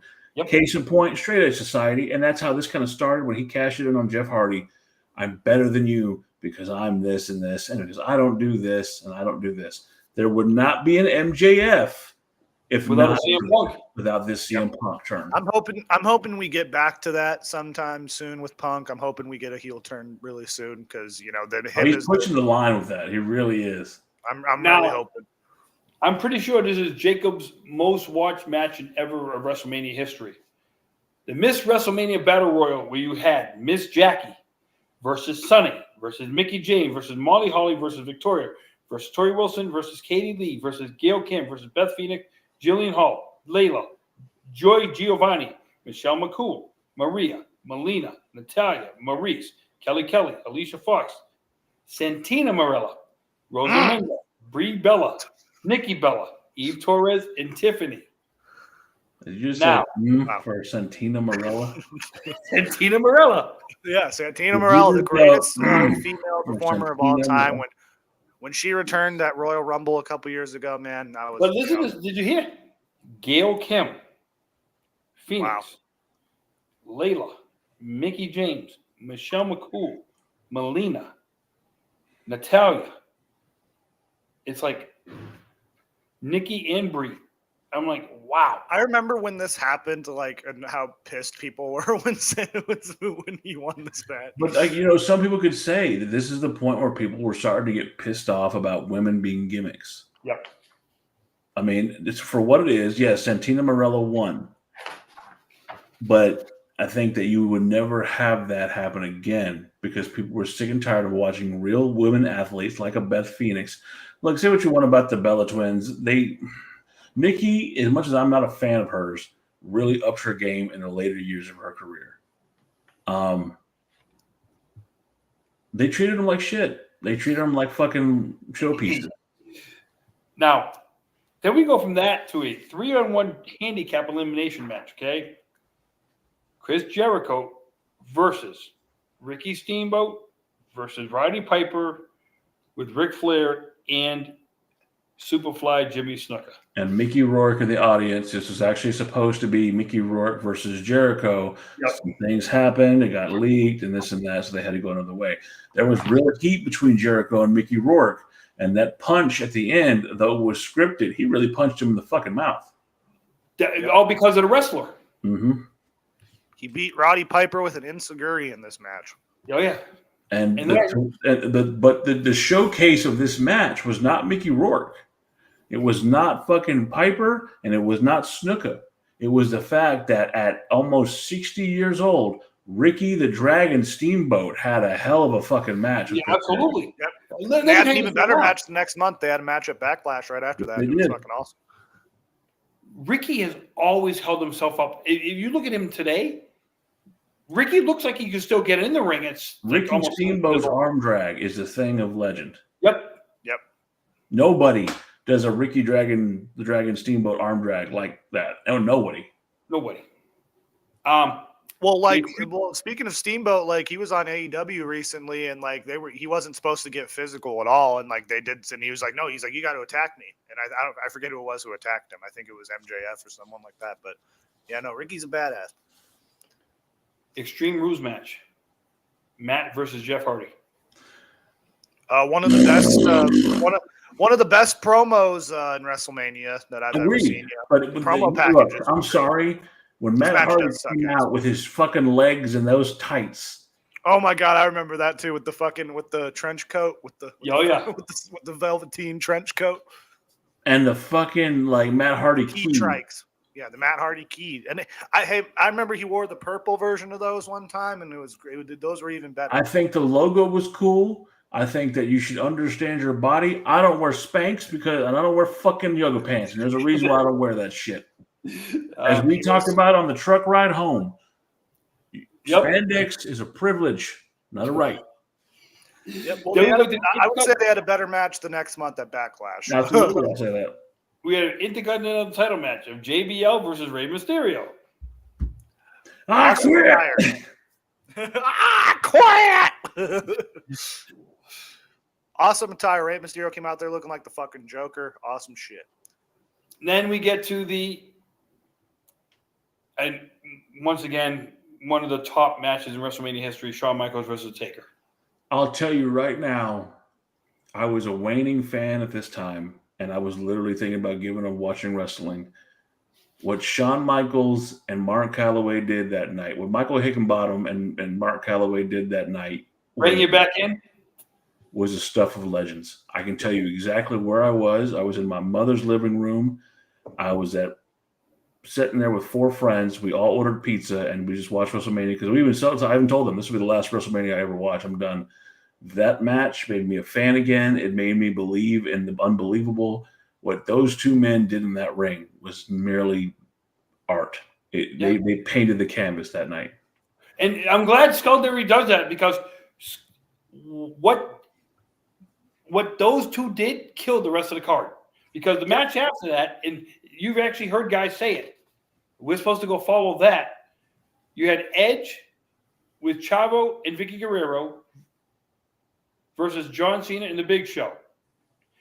The only thing about that main event that anybody ever remembers is the army of John Cena's. Yep. And John the Cena fact Army. is, I just remembered this too, man. That fucking Vicky Guerrero and Edge stuff went on for that long, dude. Yes. Like, fuck, man.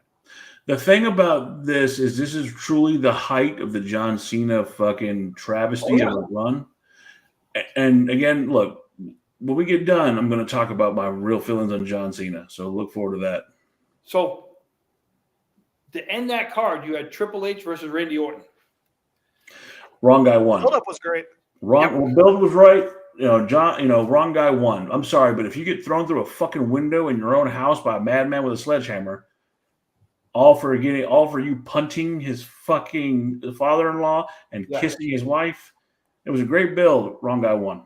Yep. Well, and the match fucking all that build in the match fucking starts with a rest hold. Yep. Well, now we go to WrestleMania 26 out in Jacob's name. I was there live. I was there live for this one. 72,000. The buy rate was under $1 million, in the 800,000. Okay. We go to a pre-show 26-man battle royal. Jesus. Here we go.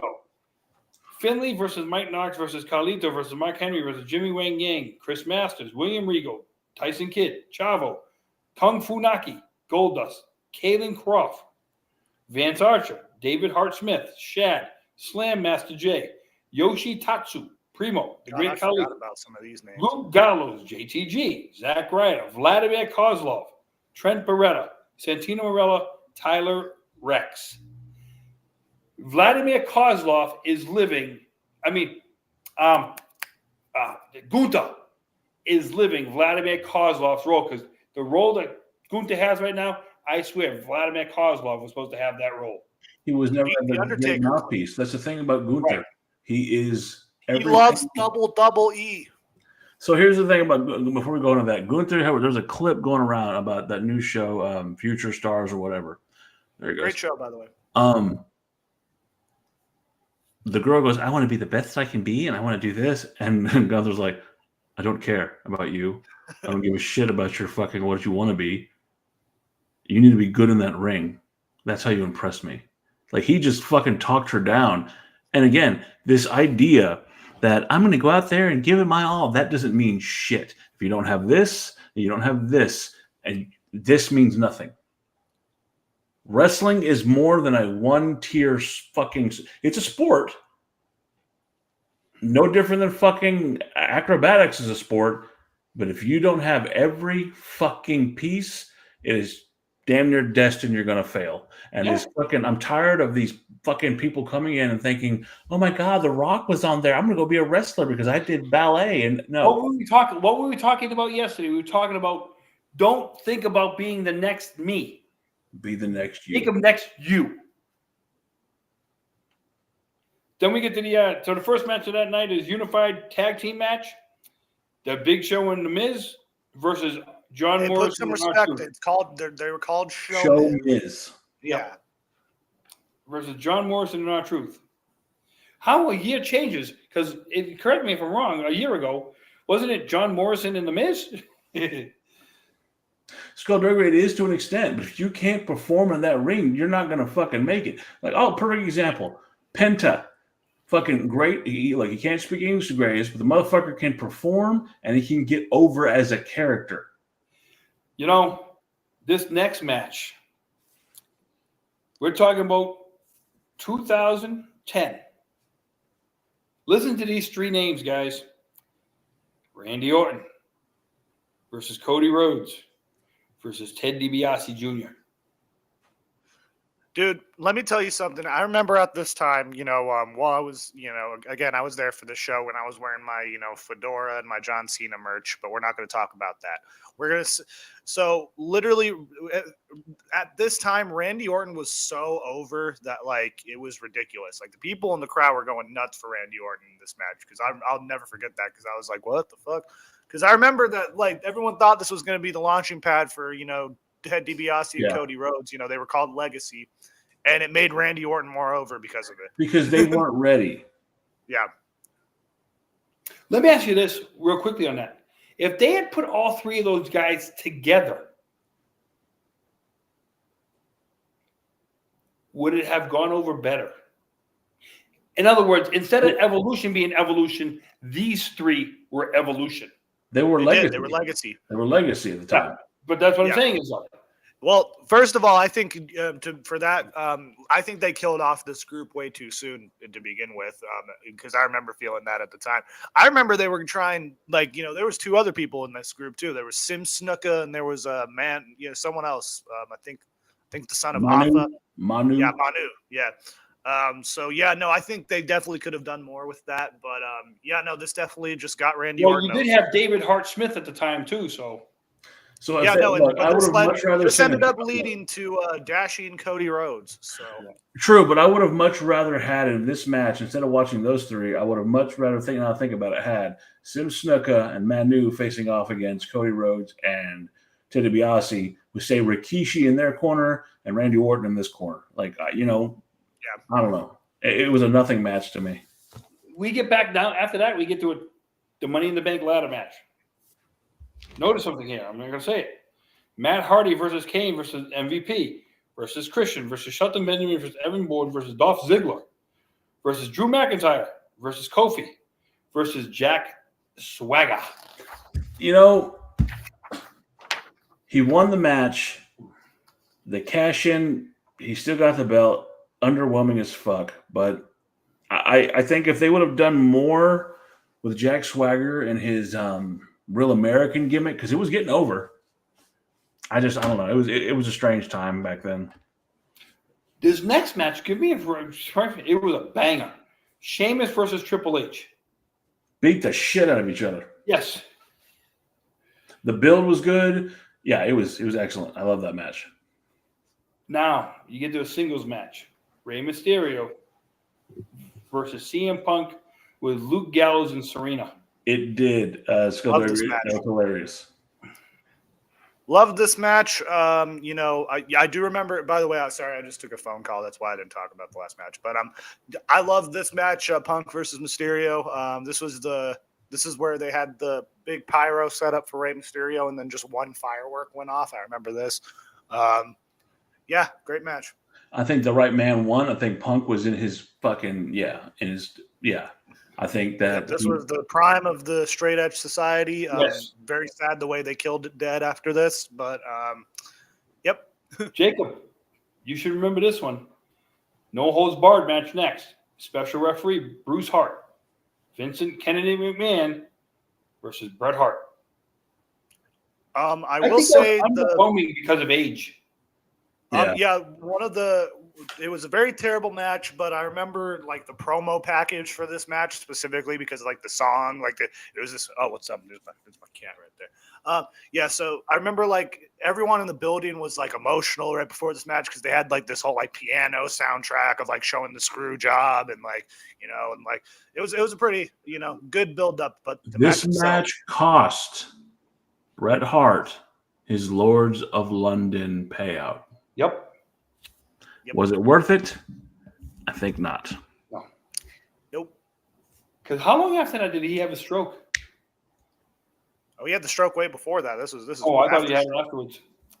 No, he won. Did he win the United States title after this at some point? Oh, Jesus Christ. You had the world heavyweight title match. I'm almost positive he did. He ended up winning some mid card title, but he had a lot of help. He would even wrestle. Everyone just beat this guy. It is. That's just. I'm sorry, Skullduggery, for your country and the people having to witness this match. You had Edge versus Chris Jericho. What year was it? Wrong man won. We're talking about 2010. 15 years later, Edge and Jericho is still wrestling. So I'll say that I disagree with Jacob. I think the right man won. I think Jericho keeping the title was good. I love the build for this. And I love the fucking sliminess of Jericho. He had just gone through the whole thing with Shawn Michaels. And, this is when you hear the song Placebo, that the buildup for what's the match that's coming up. I think that he had not held the title long enough for them to justify dropping it. Yeah, I thought this was excellent. And it was a beautiful thing because it was the first time Edge had come back from a career-ending injury. I do think that they should have had Swagger cash in here, though. Because they had Swagger cash in 5 days after this, and I really think they should have had him cash in right. After that, it says we had a 10-man tag team match. keyword 10-man tag team match, okay? Beth Phoenix, Eve Torres, Gail Kim, Kelly, and Mickey James versus Alicia Fox, Layla, Maurice, Michelle McCool, and Vicky Guerrero. Somebody mistakenly put that down as a man. It's a 10-woman tag match, actually. And I don't think there's anything there to write home about. Nope. Next after that, you had the heavyweight title match, Batista versus John Cena. Yeah. And then you got to the rematch, which was better. You never thought you could see a rematch get better. This was better. Shawn versus Taker. This is one of the few matches in history. I will say something like Daniel Bryant, when they did Imagine Dragons in their promo, that's one that lived up to it. Yep, the promo for this match is this one of the promo best is still one of the greatest promos of all time. It was backed by the band Placebo, and the song was Coming Up That Hill. And yeah, you know what pisses me off? That song got popular again because of Stranger Things recently, and I was just all like, dude, I'm like, nope. I'm like, I know. I was like, I know where it's really from, motherfuckers. That brings the WrestleMania 27. Hold on. I want to say something about that match.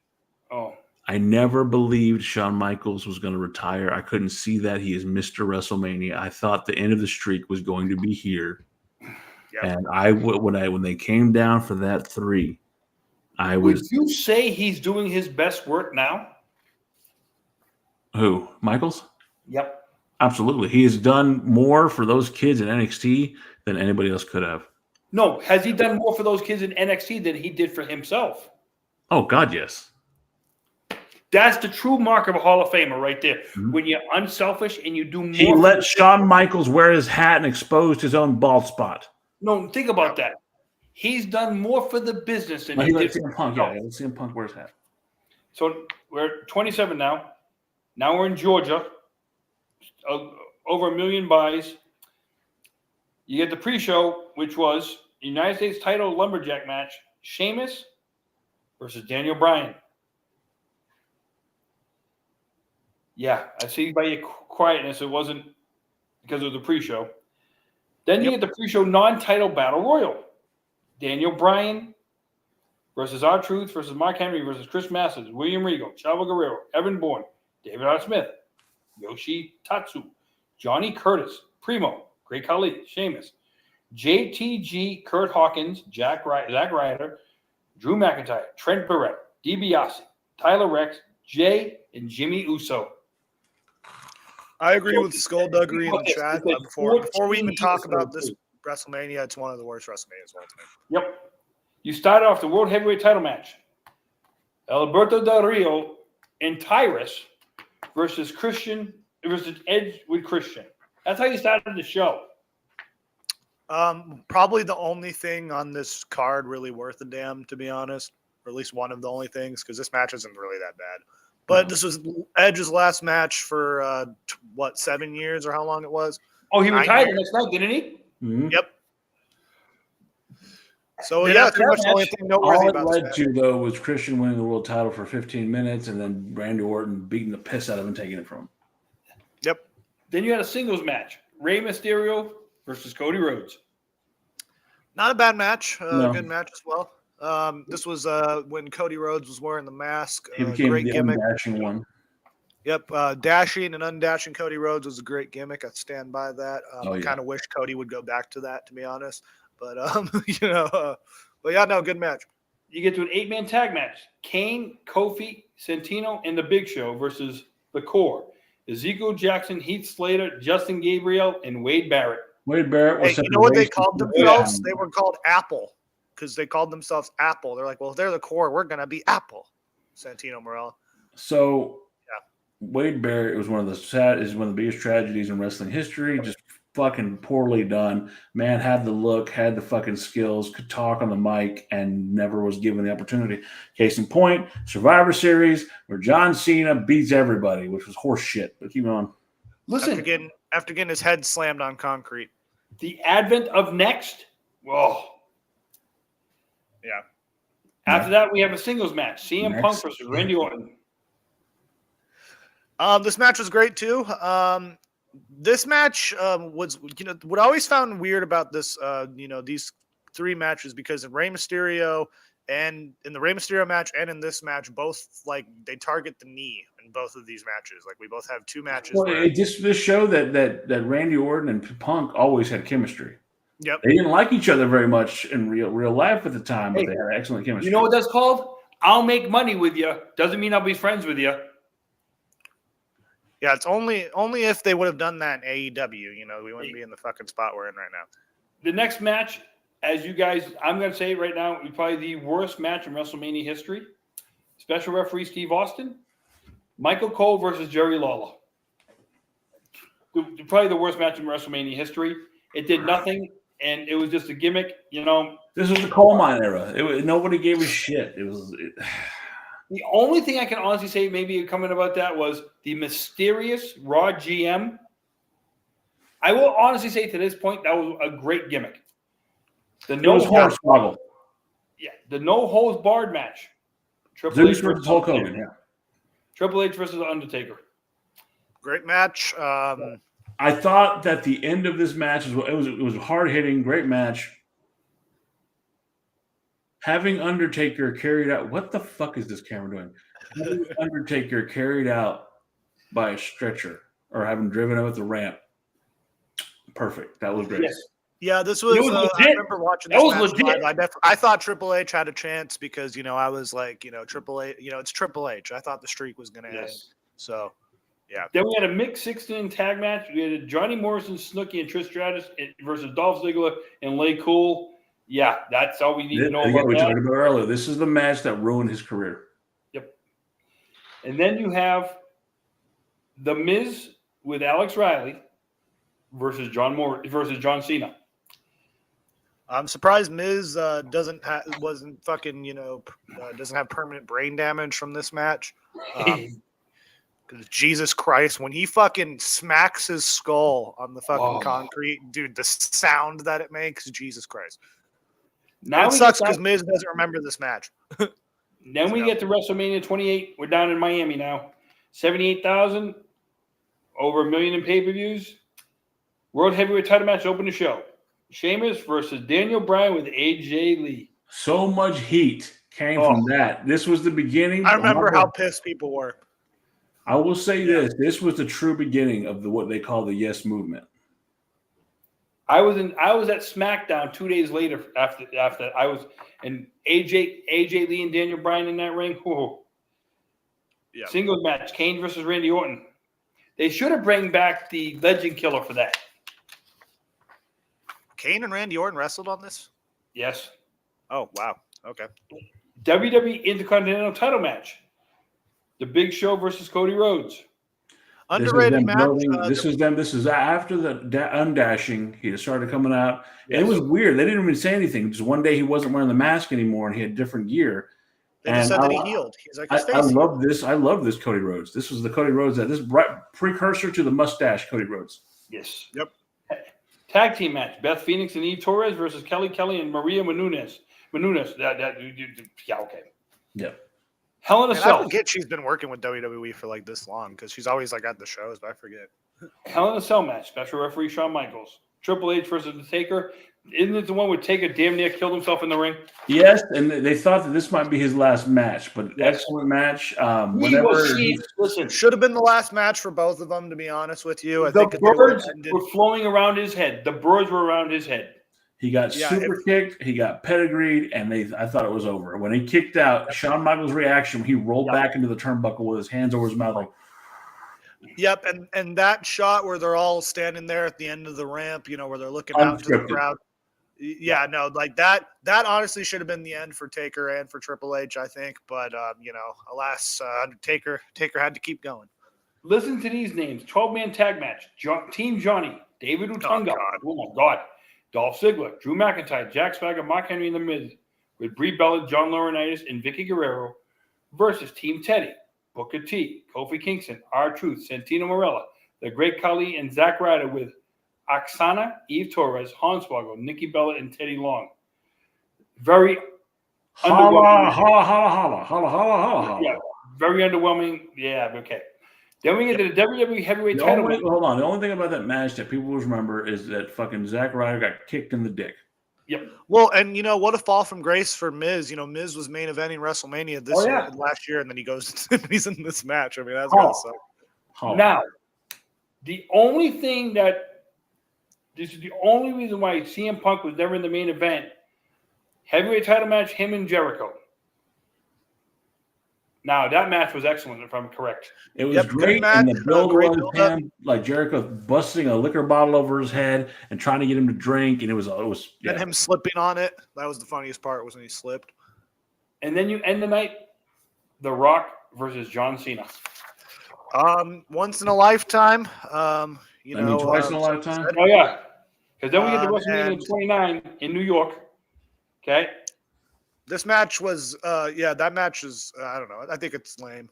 6-man tag, Randy, Sheamus, and The Big Show versus The Shield, which think about it, The Shield.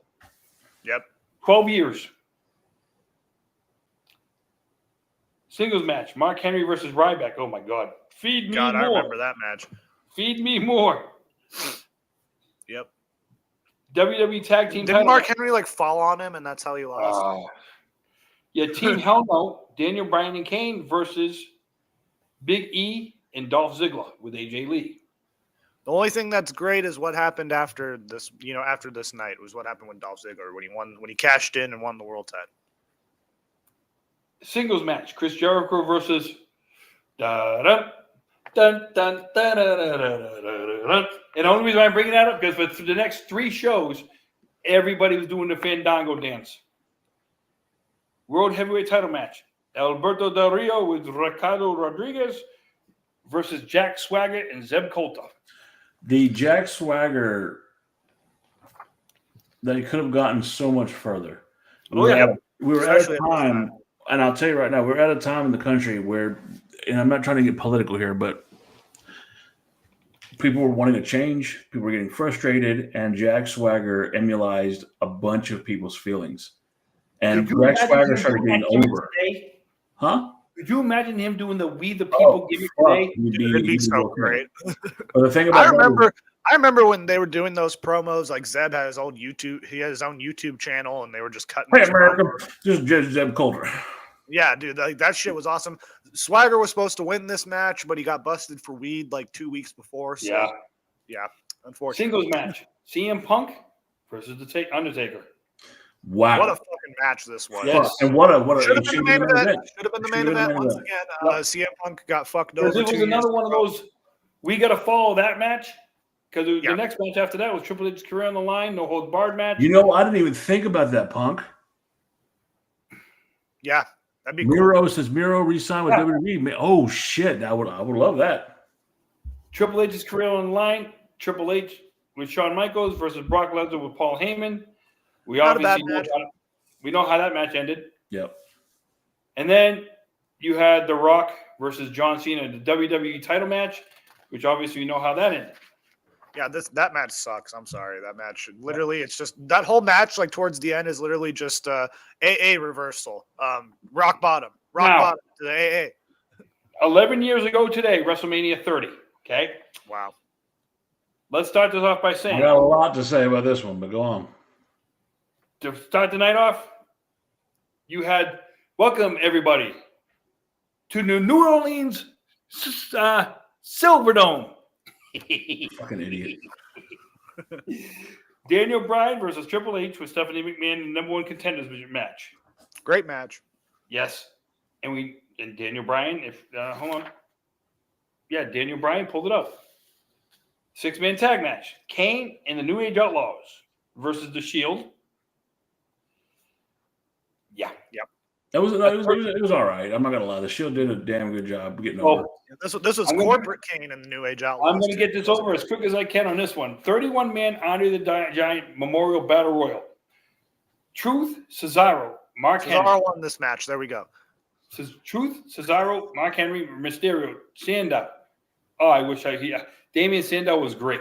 Big Show, Tyson Kidd, Goldust, Yoshitatsu, Alberto Del Rio, The Miz, Fandango, Khali, Darren Young, Dolph Ziggler, Sheamus, Zack Ryder, Drew McIntyre, Heath Slater, Sin Cara, Cody Rhodes, Kofi Kingston, Santino Marella, Brodus Clay, Xavier Woods, Jinder Mahal, Brad Maddox, David Otunga, Justin Gabriel, Big E, Titus O'Neil.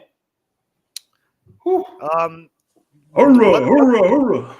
What they could have done with this, because Cesaro won this match. What they could have done, they should have, but they never Cesaro look, man. He's a great wrestler, zero charisma. Yes. What they're doing with him in AEW is the best they can do. Singles match next. Doom, doom, doom, doom, doom. Look, this was the beginning of the end for the Bray Wyatt character, and no matter how much he showed that he could recreate a character and bust his ass, this was the beginning of the worst part of it. John Cena should have never won this fucking match. Bray Wyatt was over. He was it. He was going to be the future of this company, and I hope that whoever Vince feels horrible that a man passed away without getting to his full potential, and it was all his fucking fault. Yep. Next, we had the singles match, the breaking of the streak, Brock Lesnar versus Taker. And the only thing that kept this show from being robbed by the fans, we'll talk about in a minute, we had WWE's Divas title, Vicky Guerrero Invitational match, AJ Lee versus Layla versus Natalya versus Alicia Fox, Rosa Mendez, Brie Bella, Nikki Bella, Emma, Tamina, Oksana, Naomi, Cameron, Summer Rae, and Eva Marie. AJ Lee would win. She'd lose the title the next night to Paige. Then we get to the heavyweight title match. Batista, Randy Orton, and Daniel Bryan. The Yes Movement officially takes full effect. Okay. Can you imagine if they would have gone with just having Batista versus Orton? They were just planning on just having a singles match between the two. The one thing I want to bring up before guys we go off the air is we forgot to mention one thing tonight earlier is the Drew McIntyre spot using a real windshield and glass getting into his eye. It was done the right way, though. It wasn't supposed to break off, but it was done the right way. And nobody complained about it. Well, yeah, there was people complaining about it, trust me, but it was just, not anybody who matters, And by the way, we're forgetting AEW has a pay-per-view on tonight, but I think a lot of people forgot that. Don't give a fuck.